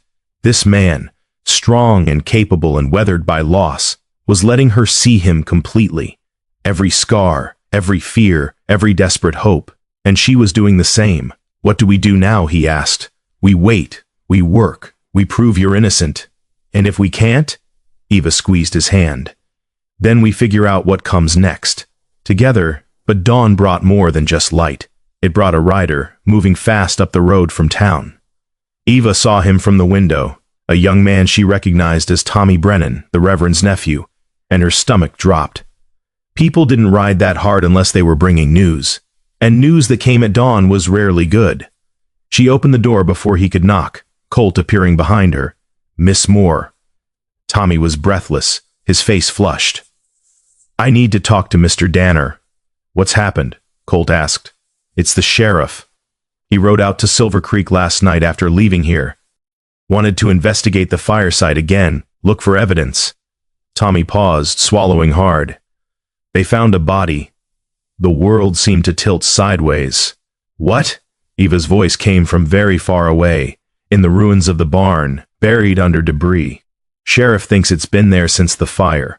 Tommy looked at Colt and his expression was grim. "They're saying it's murder now, Mr. Danner. Not just arson, murder." Colt went white as bone. No, there was no one. I checked the barn before the fire spread. I made sure. They think you said it. Trapped someone inside and burned them alive for the insurance money." "That's insane." Eva's voice rose, sharp with panic. "Colt he couldn't." "I know, Miss Moore, my uncle believes you, but the sheriff's got a warrant now. Real one, with a judge's signature. He's coming back with deputies, and this time they won't take no for an answer." Tommy glanced over his shoulder, anxious. "Uncle Silas sent me to warn you, said you might want to prepare." "Prepare? What did that even mean?" "Prepare to watch them drag Colt away. Prepare to stand by while they hanged him for something he didn't do." "How long do we have?" Colt asked, his voice hollow. "Hour. Maybe less. They were saddling up when I left." Colt nodded slowly, his face a mask of terrible calm. "Thank you for the warning. Tell your uncle I appreciate what he's done." "Mr. Danner," Tommy hesitated. "If you need to run, now's your chance. Get a head start, head for the territories where they can't—" "I'm not running." Colt's voice was firm. "I didn't kill anyone, and I won't live like a fugitive." Tommy looked like he wanted to argue, but something in Colt's expression stopped him. He just nodded, touched his hat to Eva, and rode away as fast as he'd come. The silence he left behind was deafening. Eva turned to Colt, her mind racing. "We have to do something. Find proof, find witnesses, find—" "Eva." Colt took her shoulders gently. "There's nothing to find. I don't know who that body is or how it got there, but I swear to you, I swear on everything I have left, I didn't kill anyone." "I know that. But the law doesn't, and right now, all the evidence points to me." His hands tightened on her shoulders. "I have to go with them. Let them investigate. It's the only way to prove my innocence, or it's the way they railroad you into a noose." Eva's voice cracked. "Colt, if they take you, if they lock you up, those men will make sure you never see trial. Bridger and his friends, they'll—" "I know." Colt pulled her close, pressing his lips to her forehead. "But what's the alternative? Run and prove their story? Live on the run for the rest of my life? That's not living, Eva. That's just a different kind of dying." Eva clutched at his shirt, feeling the solid warmth of him, and tried to memorize it, the way he smelled of wood smoke and leather, the steadiness of his heartbeat, the strength in his arms. "I can't lose you," she whispered. "Not now. Not when I just found you. You're not losing me." Colt tipped her face up, his eyes fierce. "I will fight this. I will prove my innocence, and I will come back to you. I swear it." "How can you know that?" "Because I have something worth fighting for now." He kissed her, soft and lingering. "I have you." They spent the next hour in a kind of suspended reality, moving through motions that felt both urgent and futile. Colt went to the barn and said goodbye to Grace, standing with the horse for long minutes, his hand on the animal's neck, his head bowed. Eva watched from the doorway and saw his shoulders shake, saw him press his face into Grace's mane the way he had that first day. When he came out, his eyes were red but dry. "Take care of him for me?" he asked. "Of course. And Eva, if something happens, if I don't come back, don't." She pressed her fingers to his lips. "Don't say it. You're coming back." Colt kissed her fingers, then pulled her close one more time. They stood like that, wrapped in each other, until the sound of hoofbeats announced the sheriff's arrival. This time there were more of them. 8 men, all armed, all wearing expressions of grim determination. The sheriff sat at the front, a folded paper in his hand. "Colt Danner," he called out. "I have a warrant for your arrest on suspicion of murder and arson. Come out peaceful and this doesn't have to get ugly." Colt stepped away from Eva, straightening his shoulders, and walked toward them with his head high. I'll come. But I want it on record. I didn't kill anyone. I didn't set that fire, and I will prove it. That's for a judge to decide. The sheriff gestured to one of his deputies, who dismounted and pulled out iron shackles. Eva's stomach turned as they locked the metal around Colt's wrists, the sound of it echoing across the yard like a death knell. "Sheriff," she said, her voice steady despite the tears threatening to spill. "I'm hiring a lawyer, the best one I can find, and I'll be testifying on his behalf." The sheriff looked at her with something that might have been pity. "That's your right, Miss Moore, but I'd advise you to think carefully about tying your reputation to his. This is a murder case now. People won't look kindly on you standing beside an accused killer. I don't care what people think. You will, eventually." The sheriff mounted his horse. "Move out." They led Colt away, and he looked back once, just once, his eyes finding Eva's across the distance. "I love you," she mouthed. "I love you too," he mouthed back. And then he was gone, disappearing down the road in a cloud of dust, and Eva was alone once more. The silence that followed was worse than anything that had come before. Eva stood in her yard for a long time after they left, staring at the empty road, her arms wrapped around herself like she could hold the pieces together by will alone.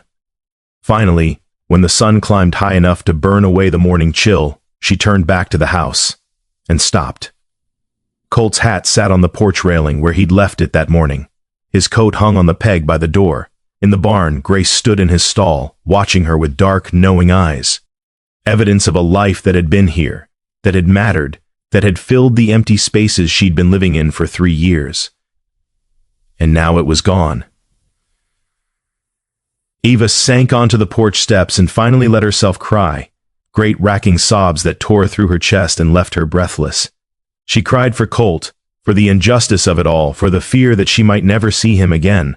But mostly she cried for herself, for the woman who'd been so careful, so guarded, so determined never to let anyone in again. That woman was gone now, burned away by a love she hadn't asked for and couldn't deny. And Eva didn't know if she was strong enough for what came next. She was still sitting there when another rider approached. Eva looked up, wiping her eyes, and saw Reverend Matthews dismounting at her gate. "Heard they took him," he said quietly, climbing the steps to sit beside her. Eva nodded, not trusting her voice. "I'm sorry, child. I tried to talk to the judge, tried to argue that there wasn't enough evidence, but with the body..." He shook his head. "They've got him in the town jail now. Trial's set for 3 weeks out. 3 weeks. It felt like an eternity and no time at all. Eva, I have to ask, do you truly believe he's innocent?" She looked at the Reverend, this man who'd known her since childhood, who'd buried her father and helped her through the worst of her grief. "I do. With everything I am, I believe it." Matthews nodded slowly. "Then we fight. I've already sent word to a lawyer in Cheyenne. Good man, smart, doesn't back down easy. He'll take the case. I can't afford. The church will cover it. We take care of our own and you're one of ours. Always have been." He patted her hand. "But Eva, I need you to prepare yourself. Even with a good lawyer, even with the truth on our side, this won't be easy. Bridger and his men have influence, money. They'll do everything they can to make sure Colt hangs. Then we have to do more. How?" Eva stood, her jaw set with determination. "We find out who that body really is. We find proof that Colt wasn't there. And we expose Bridger for what he is. A man willing to kill to get what he wants." Matthews rose too, studying her with a mix of concern and admiration. "That's dangerous work. I don't care. You could get hurt. Or worse. Then I get hurt." Eva met his eyes steadily. "I love him, Reverend, and I'm not going to sit here while they destroy him for a crime he didn't commit. I won't." The Reverend was quiet for a long moment. Then he smiled, small and sad and proud all at once. "Your father would have been proud of you. Stubborn to the end, just like him. Is that a yes?" "It's a promise to help however I can, but Eva..." His expression turned serious. "Be careful. Men like Bridger don't fight fair. And if they realize you're digging into this, they won't hesitate to come after you too. Let them try." The days that followed were the longest of Eva's life. She woke each morning to an empty house, to silence that pressed against her ears like physical weight. She did her chores mechanically, fed the animals, tended the garden, repaired what needed repairing, but her mind was elsewhere. Always in town, in that jail cell where Colt sat waiting. She visited when they'd let her, riding the 15 miles with supplies, food, clean clothes, books to pass the time. The deputy on duty usually made her wait outside, but sometimes, if the sheriff was gone, he'd let her sit in the hallway where she could see Colt through the bars. Those visits broke her heart and put it back together in equal measure. Colt tried to stay strong for her, tried to smile, to make jokes, to pretend that everything would be fine. But Eva could see the fear in his eyes, the way his hands shook slightly when he gripped the bars, the hollowness creeping into his face as the days wore on. "How's Grace?" he asked during one visit, his voice rough from disuse. "Good. Strong. He misses you. Tell him I miss him too." Colt's smile was weak. "Tell him I'm sorry. Don't."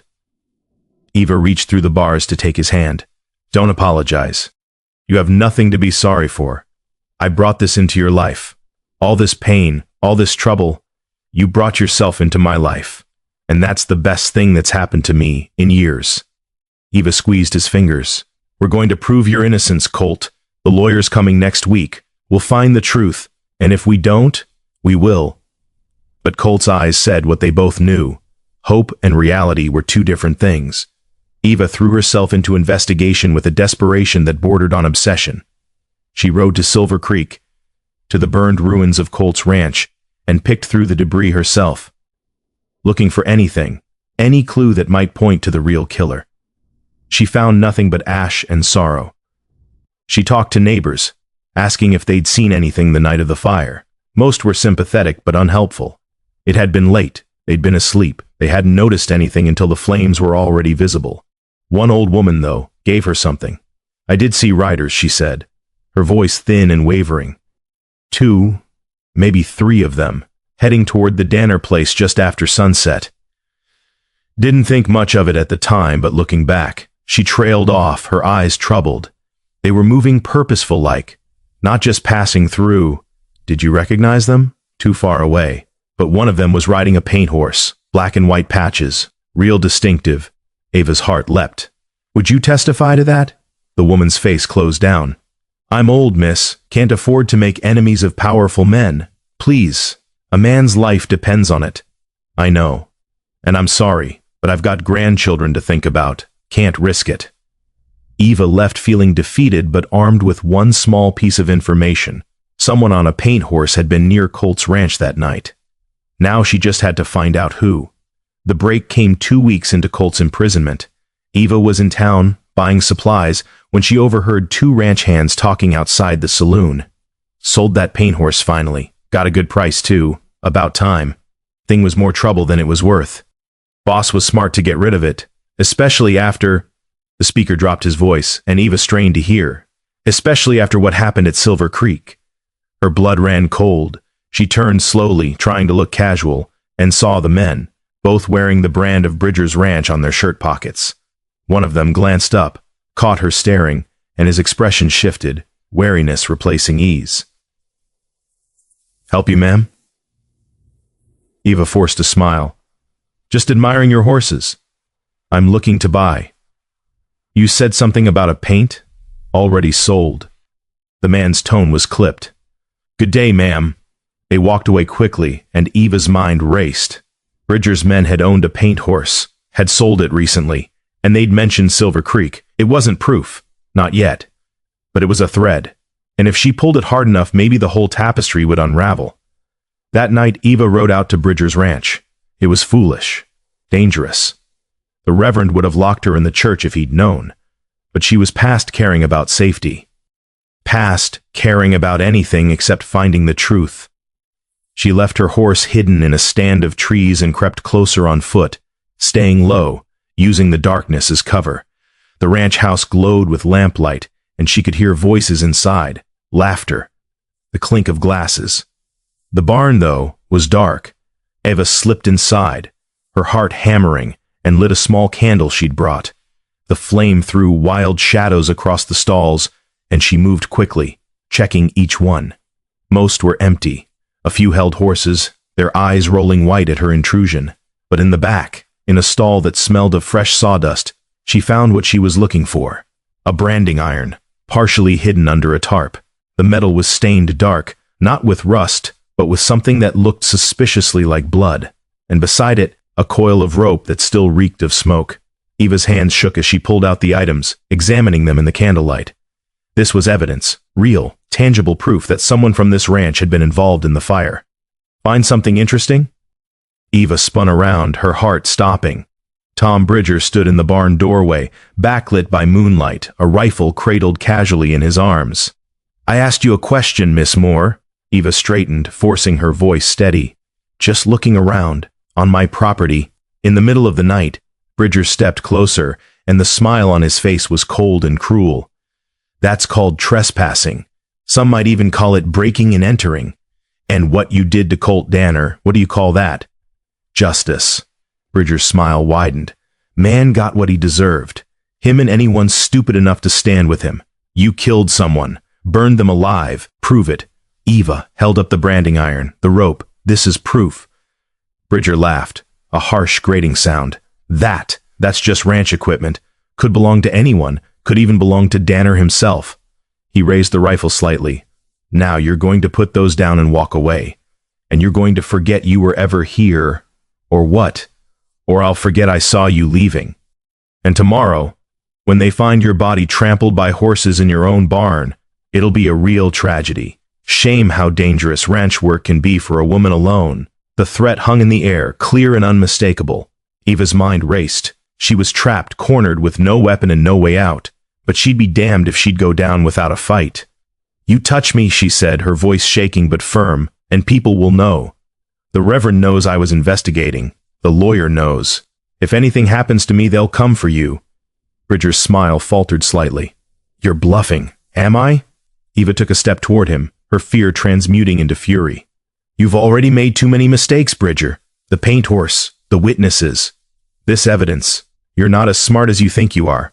And when Colt walks free, and he will, you'll be the one standing trial. For a moment, uncertainty flickered across Bridger's face. Then headlights swept across the barn as a wagon pulled into the yard, and voices called out, ranch hands returning from town. Bridger swore viciously. Get out. Now. Before I change my mind. Eva didn't wait. She bolted past him, clutching the iron and rope, and ran for her horse. Behind her she heard Bridger shouting, heard boots pounding after her, but she was already mounted, already riding hard into the darkness. She didn't stop until she reached town, her horse lathered and blowing, her own breath coming in ragged gasps. At the sheriff's office, she burst through the door and slammed the evidence on the desk. I need you to test this, she said to the startled deputy. For blood. For anything that connects it to the fire at Silver Creek. Miss Moore, where did you... Tom Bridger's ranch. He threatened me. Told me he'd kill me if I didn't keep quiet. Eva's voice rose, powered by adrenaline and rage, and he as much as admitted to being involved in Colt Danner's fire. I want him arrested. Now. The deputy stared at her like she'd lost her mind. Ma'am, that's a serious accusation. Test the evidence. Eva slammed her hand on the desk. Or I'll take it to a federal marshal and have him investigate why you're protecting a murderer. It took 3 days. 3 agonizing days of waiting while the evidence was examined, while statements were taken, while the machinery of justice ground forward with excruciating slowness. But finally, the truth began to emerge. The branding iron tested positive for human blood. The rope matched fibers found at the fire scene, and under pressure one of Bridger's ranch hands broke, admitting they'd been paid to set the fire and make it look like an accident. The body found in the barn? A drifter Bridger had hired and then killed to frame Colt, a man with no family, no name, no one to miss him. The case against Colt collapsed like a house of cards, and on a bright morning 3 weeks after his arrest, Eva stood outside the jail and watched as they opened the cell door and let him walk free. Colt stood blinking in the sunlight, thinner than before, his face gaunt and pale from weeks indoors. He looked around like a man waking from a nightmare, unsure if the world was real. Then he saw Eva. She ran to him, and he caught her, lifting her off her feet as they collided in a tangle of arms and tears and desperate kisses. You did it, he breathed against her hair. God, Eva, you did it. We did it. She pulled back just enough to look at him, to drink in the sight of his face. You're free. You're really free. Because of you. Because you wouldn't give up, wouldn't let them. His voice broke, and he pressed his forehead to hers. I thought I'd lost everything. But you saved me. Again. Always, Ava whispered. I'll always save you. They stood like that for a long time, holding each other in the middle of the street while townspeople moved around them. Some smiling, some averting their eyes. All of them witnesses to a love that had survived fire and lies and the shadow of the gallows. Finally, Colt pulled back, his hands framing her face. Take me home, Eva. Please, take me home. And Eva, tears streaming down her face, nodded. Let's go home. They rode back to the ranch together, side by side, the afternoon sun warm on their shoulders and the valley spreading green and gold before them. In the barn, Grace whinnied at the sound of Colt's voice and pressed against the stall door, eager and joyful. And Eva stood back, watching man and horse reunite, and felt something settle in her chest, a rightness, a completeness, a sense that all the broken pieces had finally found their way back together. The storm had passed, the judgment had fallen, and somehow, impossibly miraculously, they had survived. But as the sun sank toward the mountains and shadows lengthened across the yard, Eva felt a whisper of unease. Justice had been served. Colt was free. But the scars remained, and the question that haunted her in the quiet moments was this. Could they truly build a future on the ashes of so much pain? Or would the past always be there, lurking at the edges, waiting to pull them back into darkness? She didn't have answers. But watching Colt smile, really smile, for the first time in weeks, she thought maybe answers didn't matter. Maybe love was enough. Maybe hope was enough. Maybe, just maybe, they could learn to be enough for each other. And in the gathering dusk, with the sound of the creek singing its endless song, Eva chose to believe. Freedom tasted like morning coffee and the smell of hay. Colt woke in the lean-to by the creek, disoriented for a moment, his body still expecting the cold stone walls of the jail cell. Then he heard it, the sound of water moving over rocks, the distant call of a meadowlark and Eva's voice humming softly somewhere nearby. He was home. The word felt strange in his mind, fragile and new. He'd lost his own home to fire and lies, had spent weeks believing he'd never know safety again. But somehow, this place, Eva's ranch, with its weathered barn and modest house, had become the only home that mattered. He rose and splashed cold water on his face from the creek, trying to wash away the lingering shadows of captivity. 3 weeks in that cell had changed something in him, made him harder in some ways, softer in others. He'd had nothing but time to think about what he'd lost, what he'd found, and what he was willing to fight for, and he'd decided he would fight for this, for Eva, for the life they might build together. But first, there were ghosts to face. Eva was in the kitchen when he came in, flour dusting her hands as she kneaded bread dough with the rhythmic motion he'd learned to recognize. She looked up and smiled. That small, genuine smile that reached her eyes and made his chest ache. Morning. Coffee's on the stove. Morning. Colt poured himself a cup and leaned against the counter, watching her work. Sleep well? Better than I have in weeks. She glanced at him and something flickered in her expression. Concern maybe, or understanding. You? Well enough. It was a lie, and they both knew it. He'd woken 3 times in the night, panic clawing at his throat, convinced he was still in that cell, but Eva didn't push. She just nodded and went back to her kneading. I need to go back, Colt said quietly. Eva's hand stilled. Back where? Silver Creek. To what's left of my ranch. He set down the cup, his jaw tight. I need to see it. Need to. I don't know, say goodbye maybe. Make peace with it. Colt, you don't have to. I do. He looked at her and she saw the determination in his eyes.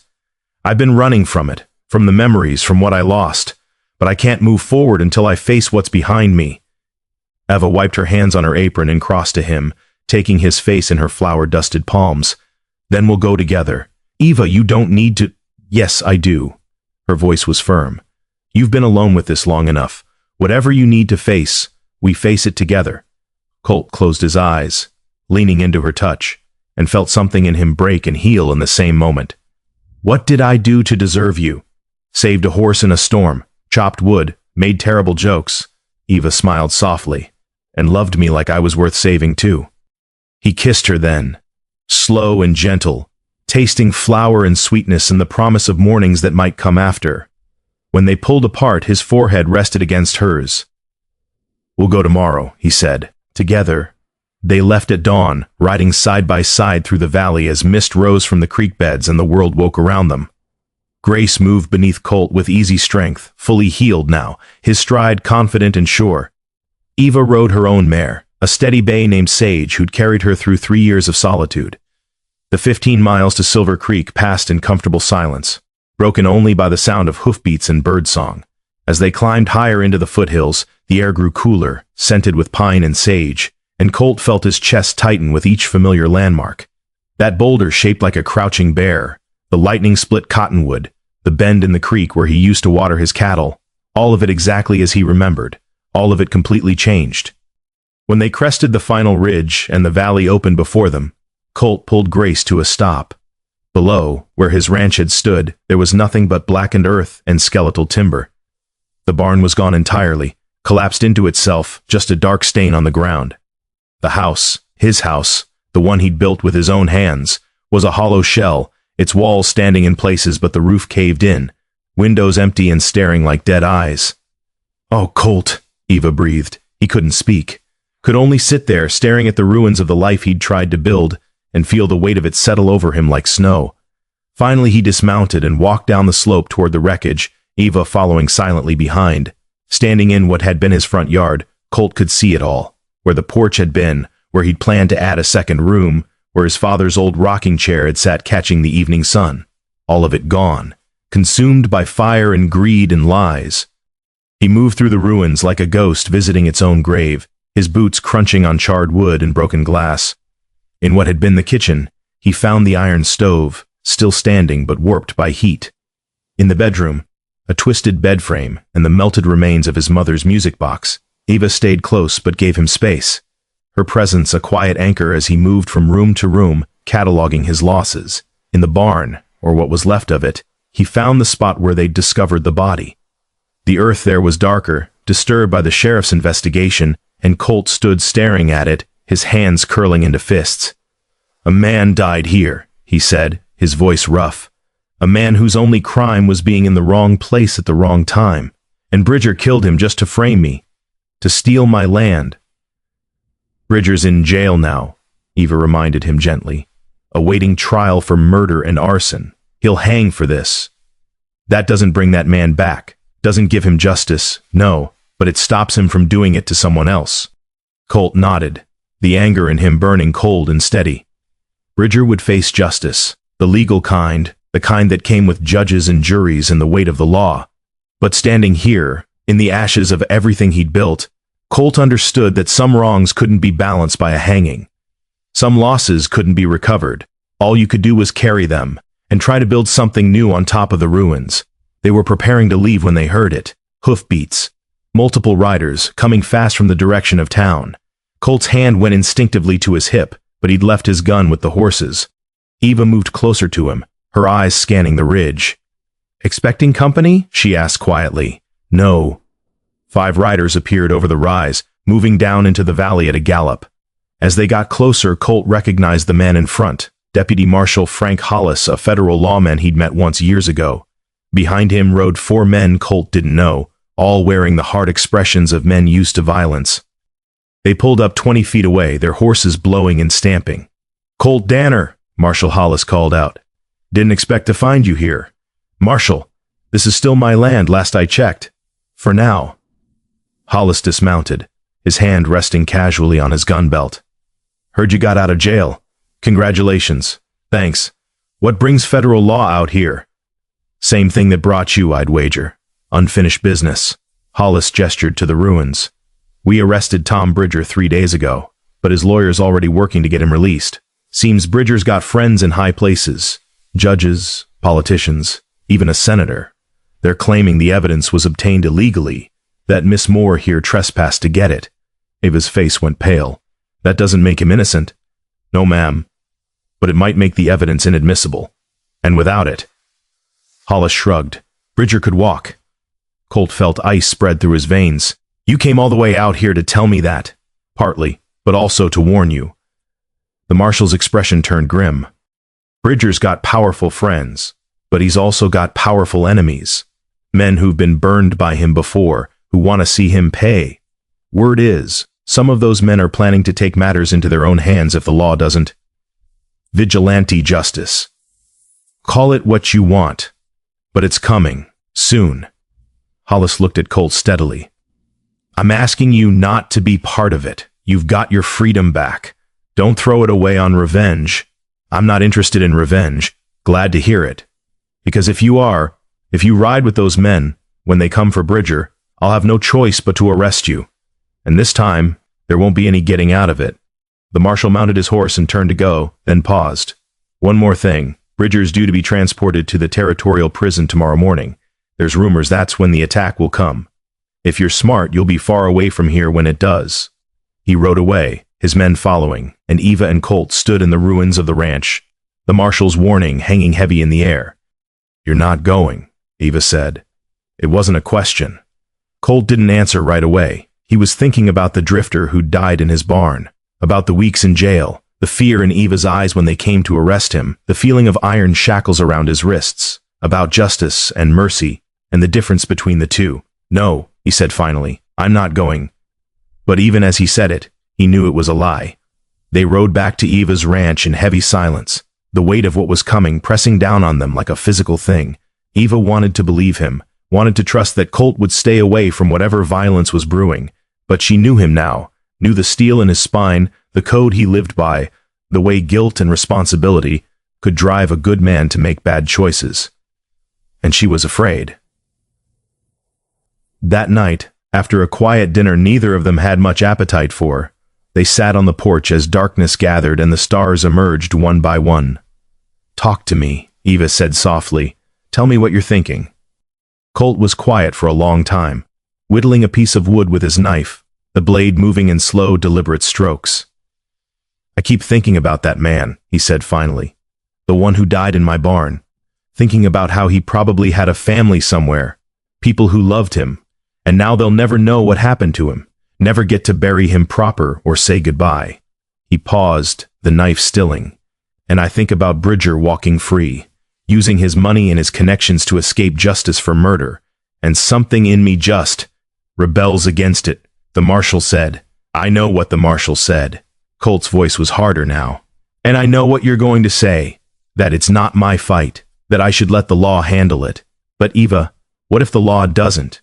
What if Bridger goes free and does this to someone else, destroys another life, kills another innocent person? That's not on you, isn't it? He looked at her, his eyes reflecting starlight.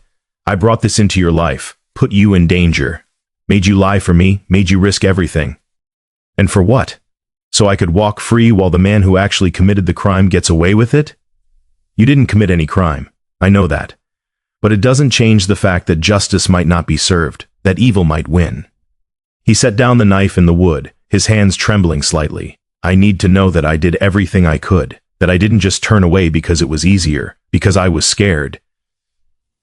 Eva took his face in her hands, forcing him to look at her. Listen to me. You are not responsible for Tom Bridger's sins. You are not responsible for fixing a broken system. And you are not required to sacrifice yourself on the altar of justice. Her voice broke slightly. I just got you back, Colt. I won't lose you again. You won't. You can't promise that. If you ride into whatever's coming tomorrow, if you get involved in vigilante violence, you could be killed. Or arrested. Or... She stopped, swallowing hard. Please, don't go. Colt pulled her close, wrapping his arms around her, and she felt the war raging inside him. Duty against desire, justice against safety, the man he wanted to be against the man he needed to be. I love you, he whispered into her hair, more than anything, more than revenge, more than justice, more than my own life. I love you. Then stay with me. He didn't answer. And in that silence, Eva knew she'd already lost. She woke just before dawn to find him gone. Eva bolted upright, her heart hammering, and looked out the window. Grace's stall stood empty. Colt's saddle was missing from the tack room. On the table, weighted down by a stone, was a note. Eva, I'm sorry, I know I promised, and I know you'll be angry, and you have every right to be. But I can't stand by and do nothing. A man died because of me, because Bridger wanted my land, and if he walks free, that man's death means nothing. I'm not going for revenge. I'm going to make sure justice is served, the right way, if possible. If those men try to lynch Bridger, I'll stop them. If the law tries to let him go, I'll testify. I'll do whatever I can to make sure the truth wins. I'll come back to you, I swear it. But I have to do this first. I have to know that I didn't let evil win because I was too afraid to stand against it. Wait for me. Please. I love you. See. Eva crushed the note in her fist, rage and fear warring in her chest. That stubborn, self-sacrificing, idiotic man. She dressed faster than she ever had in her life, pulled on her boots, and ran to the barn.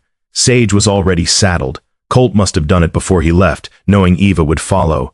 She mounted and rode hard for town, pushing Sage faster than was safe, the morning sun just breaking over the mountains and painting the valley in shades of blood and gold. By the time Eva reached Redemption, the sun was fully up and the street was already crowded. More people than she'd ever seen here before, ranchers and townspeople, men on horseback and men on foot, all converging on the sheriff's office where a prison wagon stood waiting. The transport. Bridger's transport to the territorial prison. Eva pushed through the crowd, searching desperately for Colt, and finally spotted him near the front. He stood with a group of men she recognized, ranch owners from the surrounding territory, all of them grim-faced and armed. Not vigilantes planning violence. Witnesses. Men who'd come to make sure justice was served. Relief flooded through her, followed immediately by new fear as she saw who else was there. Marshal Hollis and his deputies, hands on their guns, watching the crowd with wary eyes. The sheriff, looking old and tired, standing by the wagon. And inside the wagon, visible through the barred window, Tom Bridger, his face twisted with rage. The tension in the air was thick enough to cut. Eva dismounted and pushed her way to Colt's side. He turned, surprise and guilt flashing across his face. Eva, don't. She grabbed his arm. Don't you dare apologize, just don't get yourself killed. Something like relief crossed his expression, and he pulled her close for a brief, fierce embrace. I won't. Then the sheriff was climbing onto the wagon seat, gathering the reins. All right, folks, show's over. We're moving out. Anyone tries to interfere, they'll be arrested for obstruction. We're not here to interfere, one of the ranchers called out. We're here to bear witness. Make sure he actually makes it to prison. He will, Marshal Hollis said firmly. You have my word. Your word doesn't mean much when judges can be bought, another man shouted.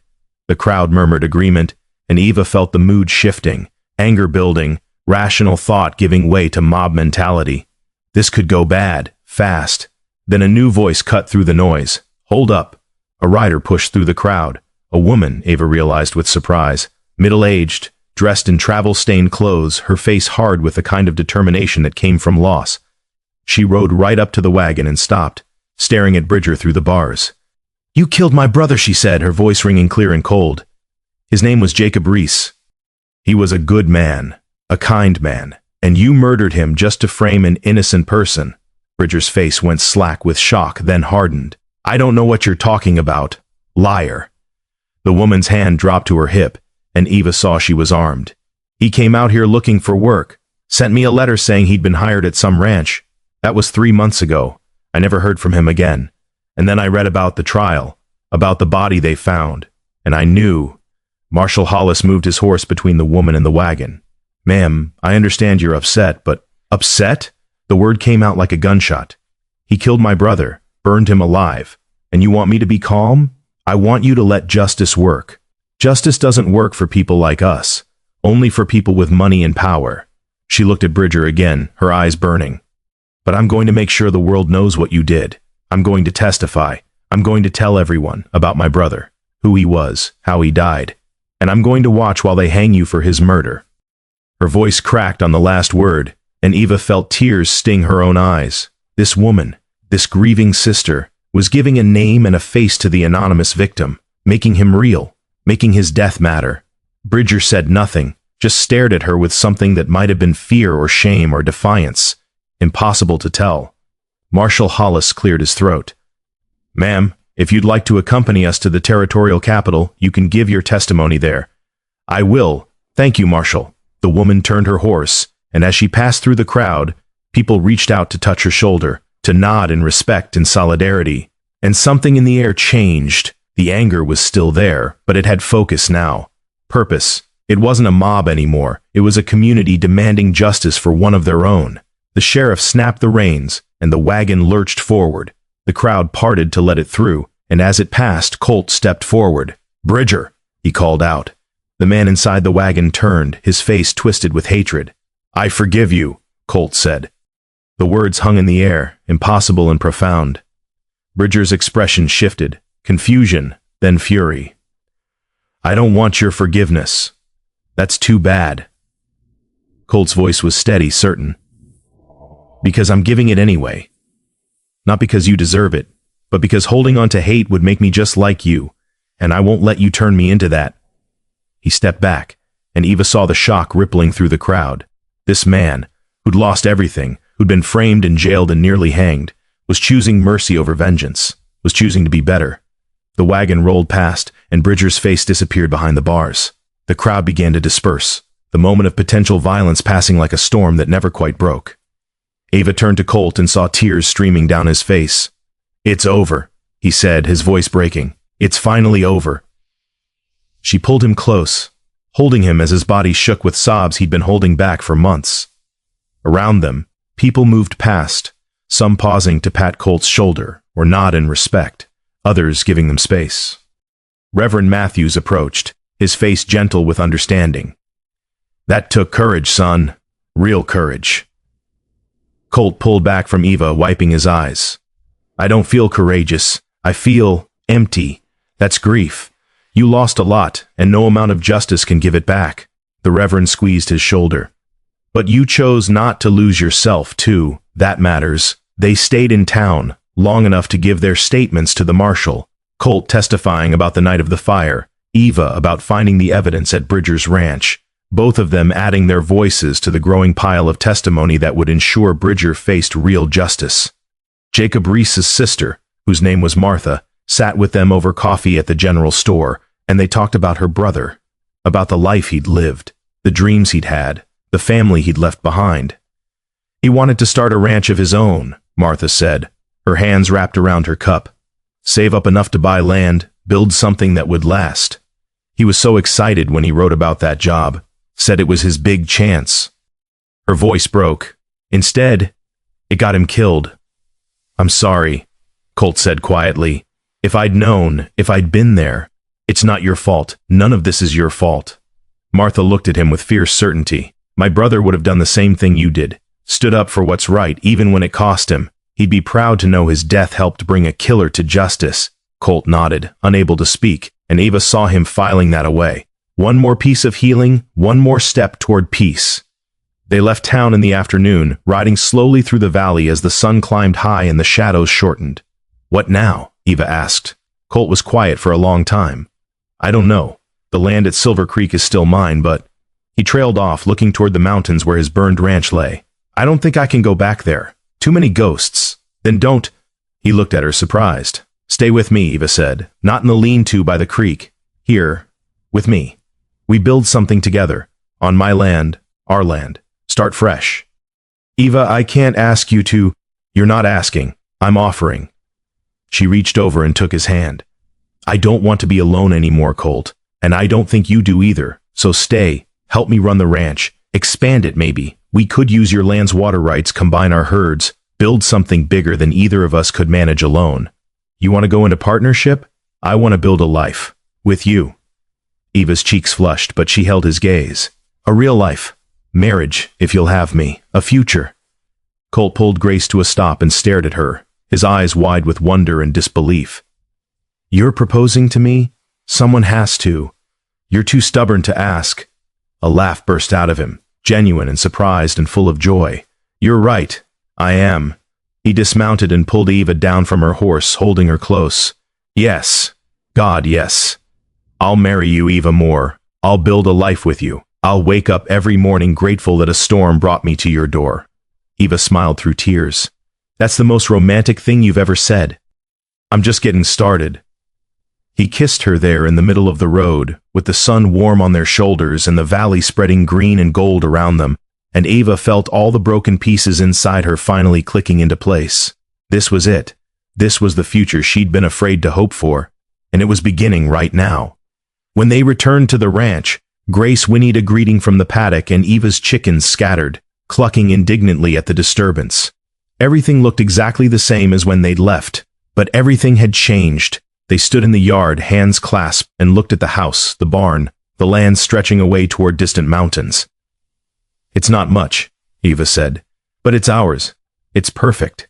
And standing there, with the man she loved beside her and the promise of tomorrow ahead, Eva believed him. The storm had passed, the reckoning had come, and they had survived, not unscathed but whole, stronger for the breaking, wiser for the pain, ready to build something beautiful on the ruins of what came before.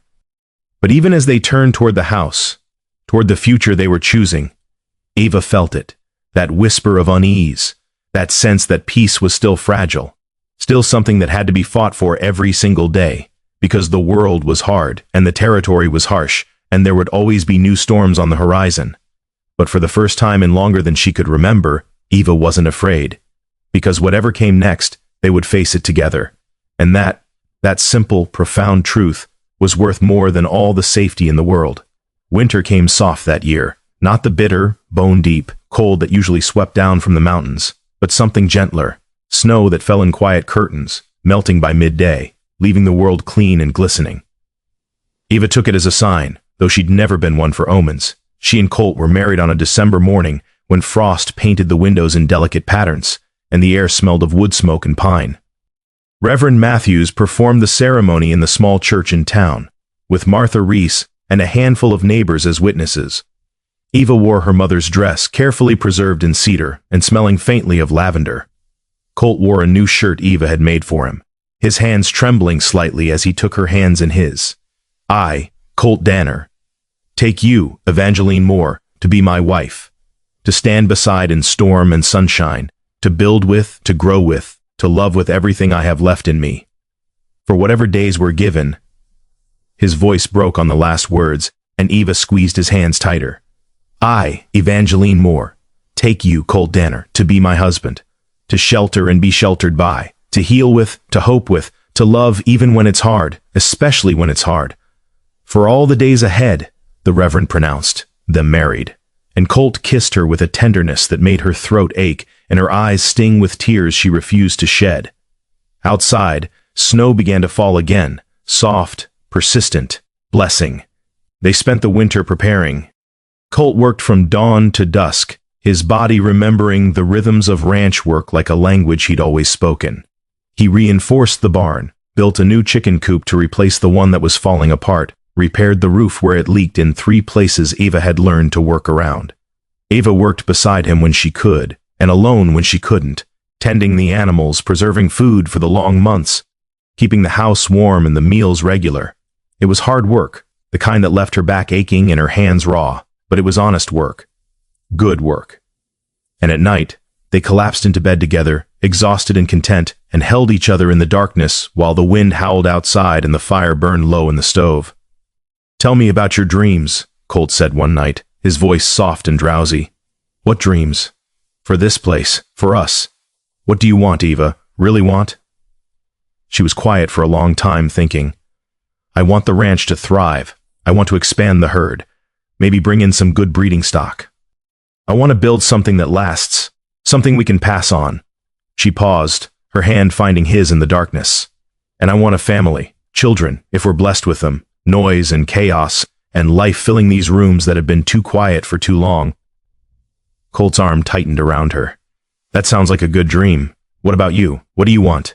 "Everything you just said." He pressed his lips to her hair. "And to wake up every morning knowing that I'm building something real, something no one can burn down or steal away. Not the land or the house, those are just things. But this, us.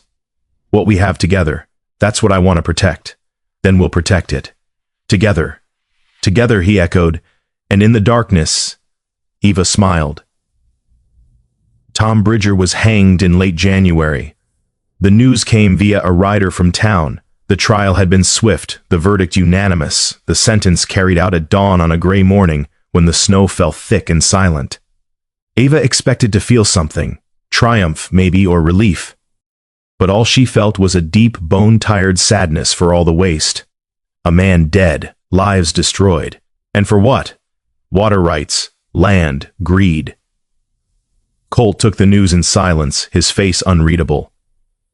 That night, he stood at the window for a long time, staring out at the snow-covered valley.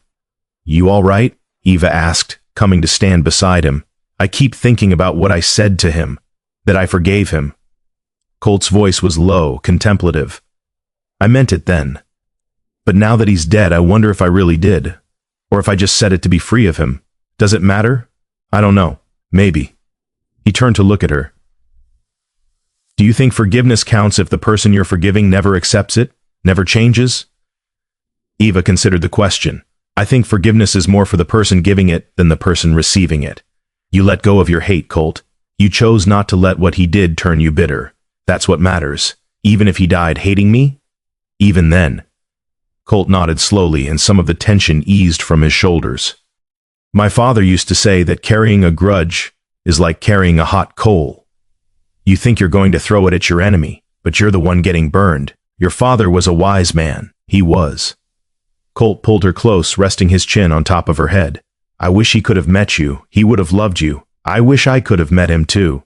They stood like that, holding each other while the snow fell and the world turned white and clean, and Eva felt the last piece of the past finally settle into place. Not forgotten, but no longer bleeding. A scar instead of a wound. Healing.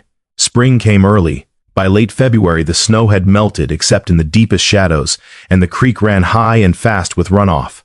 Green shoots appeared in the meadows, grass and wildflowers preparing to bloom. The air warmed, filled with the smell of wet earth and growing things. And Grace, who'd spent the winter months growing sleek and strong, began to run again. Colt stood at the paddock fence one morning, watching the horse circle the enclosure, his movements fluid and powerful, and Eva saw tears in his husband's eyes. "He's beautiful," she said softly. "He's alive." Colt's voice was thick with emotion. "When I saw him that night in the storm, bleeding and terrified, I thought I'd lost him, lost the last good thing I had. But you saved him, and in saving him, you saved me too." Eva leaned against his shoulder. "We saved each other." "Yeah, we did." Grace trotted over to the fence, nickering softly, and Colt reached out to stroke his nose. The horse leaned into the touch, patient and trusting, and Eva watched the love between man and animal. A bond forged in fire and fear and the slow work of healing. "I've been thinking," Colt said, "about breeding him. Starting a line of horses that can survive anything. Smart, strong, loyal. Horses like Grace. That's a good idea." "You think?" "I think it's perfect." Eva smiled. "We'll need a bigger barn, though, and more paddocks. Then we'll build them." And they did. Throughout the spring, the ranch transformed. Colt and Eva worked side by side, building new structures and repairing old ones. They hired help when they needed it. Young men looking for work, drifters passing through who were willing to trade labor for meals and a place to sleep. The herd expanded. Eva purchased 6 heifers from a rancher to the south, good breeding stock that would strengthen their cattle. Colt brought in 2 mares from a horse trader passing through, both well-bred and even-tempered, perfect for starting Grace's line. They combined Colt's water rights from the Silver Creek property with Eva's land, filing the paperwork that made them legal partners in every sense. The lawyer in town, a different man now, younger and more honest, helped them draw up documents that would protect what they'd built. "You're creating quite the empire," he said with a smile. "Not an empire," Eva corrected, "just a home." But it felt like more than that. It felt like a future taking shape, solid and real, built on foundations of trust and love and hard-won wisdom.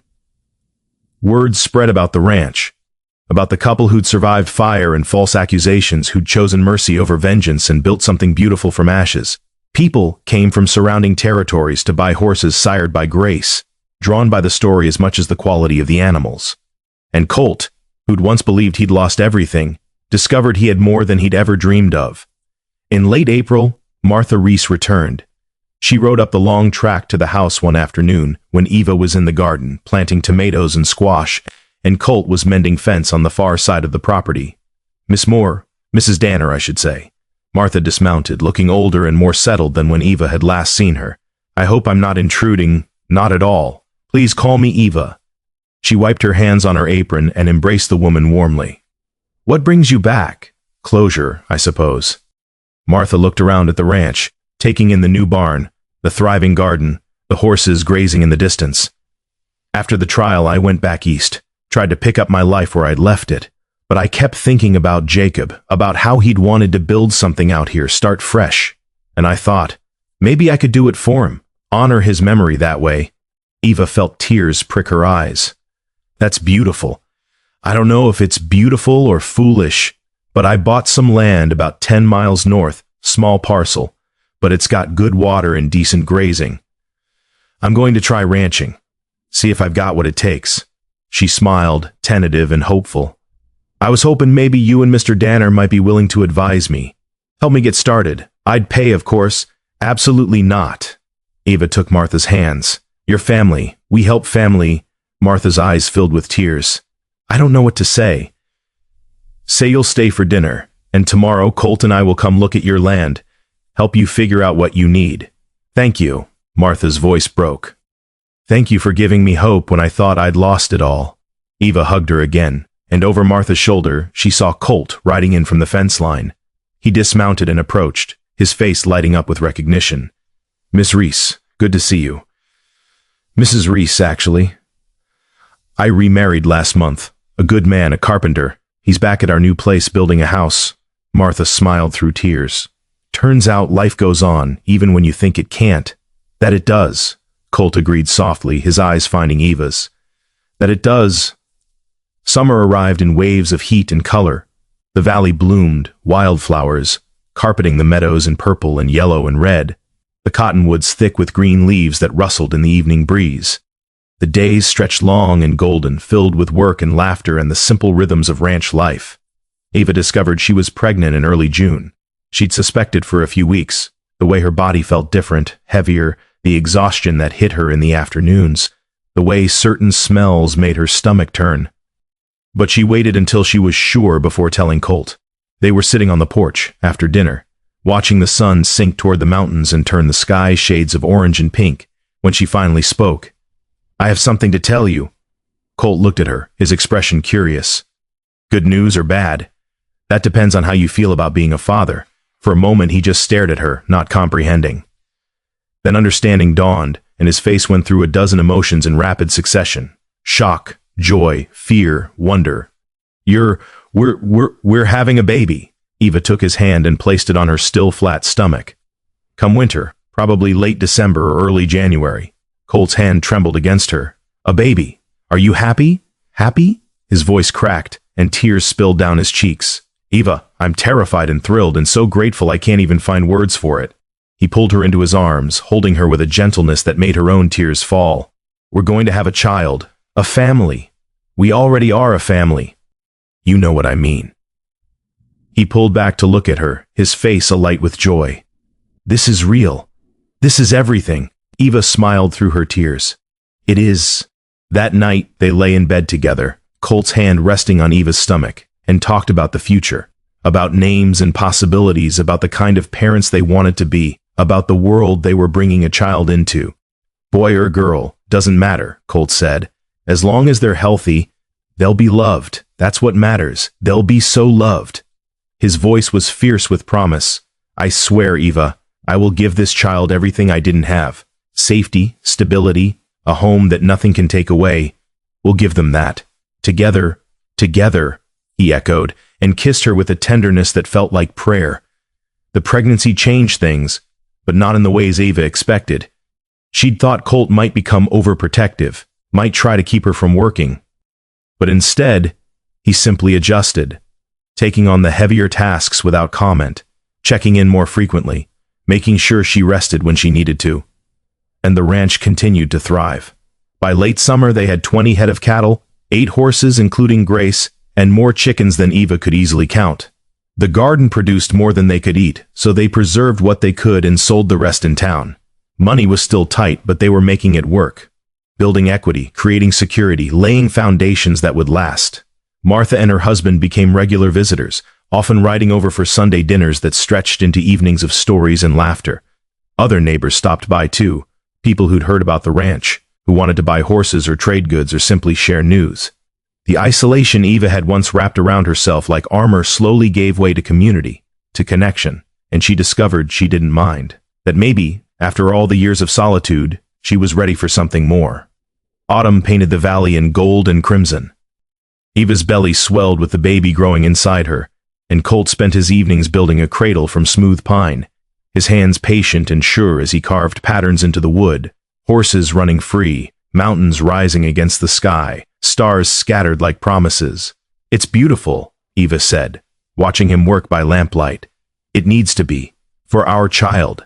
He ran his hand over the wood, checking for rough spots. "I want them to know they're wanted, cherished, that they came into a world that was ready for them." Eva felt tears sting her eyes. The pregnancy made her emotional, quick to cry at beauty and kindness. "They'll know. How could they not?" Colt set down his tools and crossed to her, kneeling beside her chair and placing his hand on her belly. The baby kicked, a strong, definite movement, and his face lit up with wonder. "Did you feel that?" "I feel it all the time now, especially at night. That's our child in there, our future." He pressed his forehead to her stomach, his voice thick with emotion. "I can't believe this is real sometimes. That I get to have this. Have you, have them, have all of it.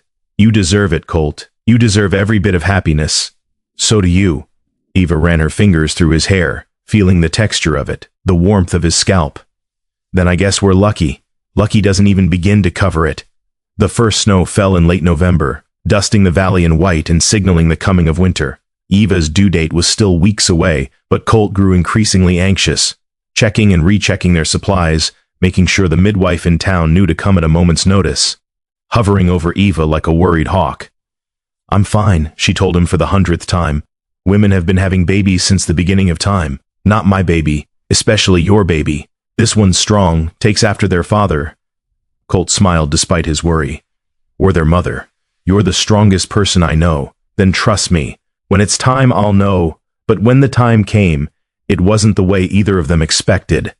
Eva's labor started on a clear December morning, when the sky was so blue it hurt to look at, and the air was sharp and cold and still. She was feeding the chickens when the first contraction hit, a tightening across her belly that made her stop mid-movement and grip the fence post. "Not yet," she muttered. "It's too early." But her body had other ideas. The contractions came faster than they should have, harder than the midwife had described. By the time Colt found her, doubled over in the yard, her face pale with pain, she knew something was wrong. "The baby's coming," she gasped. "Now, we don't have time to get to town." Colt's face went white. "Eva, I need you to be calm. Can you do that?" He nodded, though she could see the terror in his eyes. "What do I do?" "Get me inside. Boil water. Find clean sheets." She gripped his arm as another contraction tore through her. "And send someone to town for the midwife. Fast." The next hours were a blur of pain and fear and effort. Colt rode out himself to get help, pushing Grace harder than he ever had, and returned with not just the midwife, but Martha Reese, who'd been in town buying supplies. Between the two women, they managed the birth, talking Eva through the pain, coaching her breathing, supporting her when she thought she couldn't go on. And Colt stayed beside her the entire time, holding her hand, whispering encouragement, his face wet with tears as he watched his wife fight to bring their child into the world. "You can do this," he said over and over. "You're so strong. Just a little more." "I can't." "You can. I know you can." And finally, with a last tremendous effort that left Eva gasping and spent, the baby came. A girl, small and perfect and screaming with indignant fury at being pulled from warmth into cold. The midwife cleaned her quickly and wrapped her in soft flannel, then placed her in Eva's arms. Eva looked down at her daughter, at the tiny face, red and wrinkled and impossibly beautiful, and felt something inside her shift and settle into place. This was what all the pain had been for. All the struggle, all the fear, all the years of loneliness. For this moment, this perfect, miraculous moment. "She's beautiful," Colt whispered, his voice choked with awe. "Eva, she's perfect. She is." Eva touched the baby's cheek, marveling at the softness. "What should we name her?" Colt was quiet for a moment, thinking. Then he smiled. "Grace. We should name her Grace." Eva looked up at him, tears streaming down her face. "After the horse? After the mercy that brought us together? After the thing that saved us both?" He kissed Eva's forehead, then his daughter's. "Grace Evangeline Danner. If that's all right with you, it's perfect." Winter deepened, But inside the ranch house, everything was warmth and light. Eva recovered slowly from the birth, her body healing while she learned the rhythms of motherhood, the endless feeding and changing, the sleepless nights, the way her heart could swell with love so fierce it was almost painful. Colt was a natural father, patient and gentle, walking the floor with grace when she cried, singing to her in his rough, off-key voice, staring at her for hours like he couldn't quite believe she was real. "I never thought I'd have this," he said one night, cradling his daughter while Eva rested. "A family, a home, a reason to wake up grateful every morning. You have it now. Because of you." He looked at Eva, his eyes shining. "You gave me back my life, Eva. You saved me in every way a person can be saved. We saved each other," Eva said softly. "That's what love does." Spring returned, as it always did. The snow melted, the creek ran high, and the valley bloomed once more in shades of green and gold. Grace, the baby, grew strong and healthy, her eyes turning the same deep brown as her father's, her laugh a sound that filled the house with joy. And Grace, the horse, sired his first foal, a bay filly with Grace's intelligence and strength, born on a morning when the meadowlarks sang and the sun painted everything in light. Eva stood in the paddock with little Grace in her arms, watching Colt gentle the new foal, and felt a completeness she'd never known was possible. This was her life now, not the one she'd planned or expected, but the one she'd been given, built from ashes and storms and the simple choice to open her heart when it would have been easier to keep it closed. "What are you thinking?" Colt asked, coming to stand beside her. "That we did it. We survived everything, the fire, the lies, the fear, and we built something beautiful. We did." He wrapped his arm around her shoulders, careful not to disturb the sleeping baby. "And we're not done yet." No, this is just the beginning." He gestured to the ranch, to the valley spreading around them. "We're going to keep building, keep growing. We're going to fill this place with life and love and laughter. And someday, when we're old and gray, we'll look back and remember what?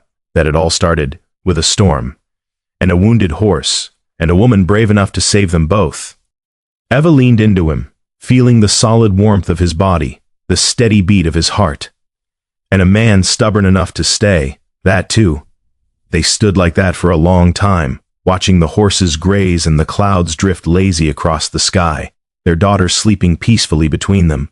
The past was behind them, not forgotten but no longer defining.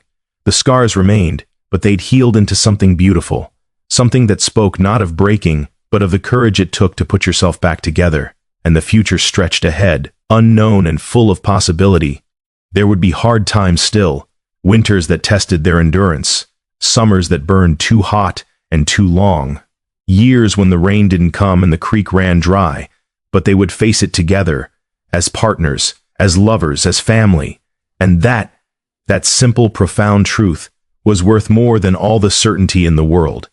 Years later, people would tell the story about the woman who saved a wounded horse in a storm, about the cowboy who'd been watching from the ridge, who turned out to be the horse's owner, about how love grew from mercy, and how justice was served not with vengeance, but with grace. The details would shift with each telling, embellished, simplified, made into legend. But the heart of it remained true. Two broken people found each other in the darkness, and together they built a light strong enough to guide them home. The ranch prospered, the children grew, the horses bred true, strong and loyal, just like Grace. And on spring mornings when the valley bloomed and the air smelled of rain and growing things, Eva would stand on her porch and remember the storm that brought him, the fear that nearly tore them apart, the choice to love anyway, despite the cost. And she would smile knowing that every scar was worth it, every tear, every sleepless night, every moment of terror and grief and desperate hope, because it led her here, to this place, this life, this man who stood beside her through everything and never let go. To Grace, both of them, and all they represented, mercy and second chances and the stubborn refusal to let tragedy have the final word. This was her legacy, not the land or the cattle or the house that would stand for generations, but the love, the kindness, the belief that broken things could be made whole again if given enough time, enough care, enough grace. And in the valley where it all began, where a storm once raged and a woman once stood alone, life continued, rich and full and beautiful. the way it was always meant to be,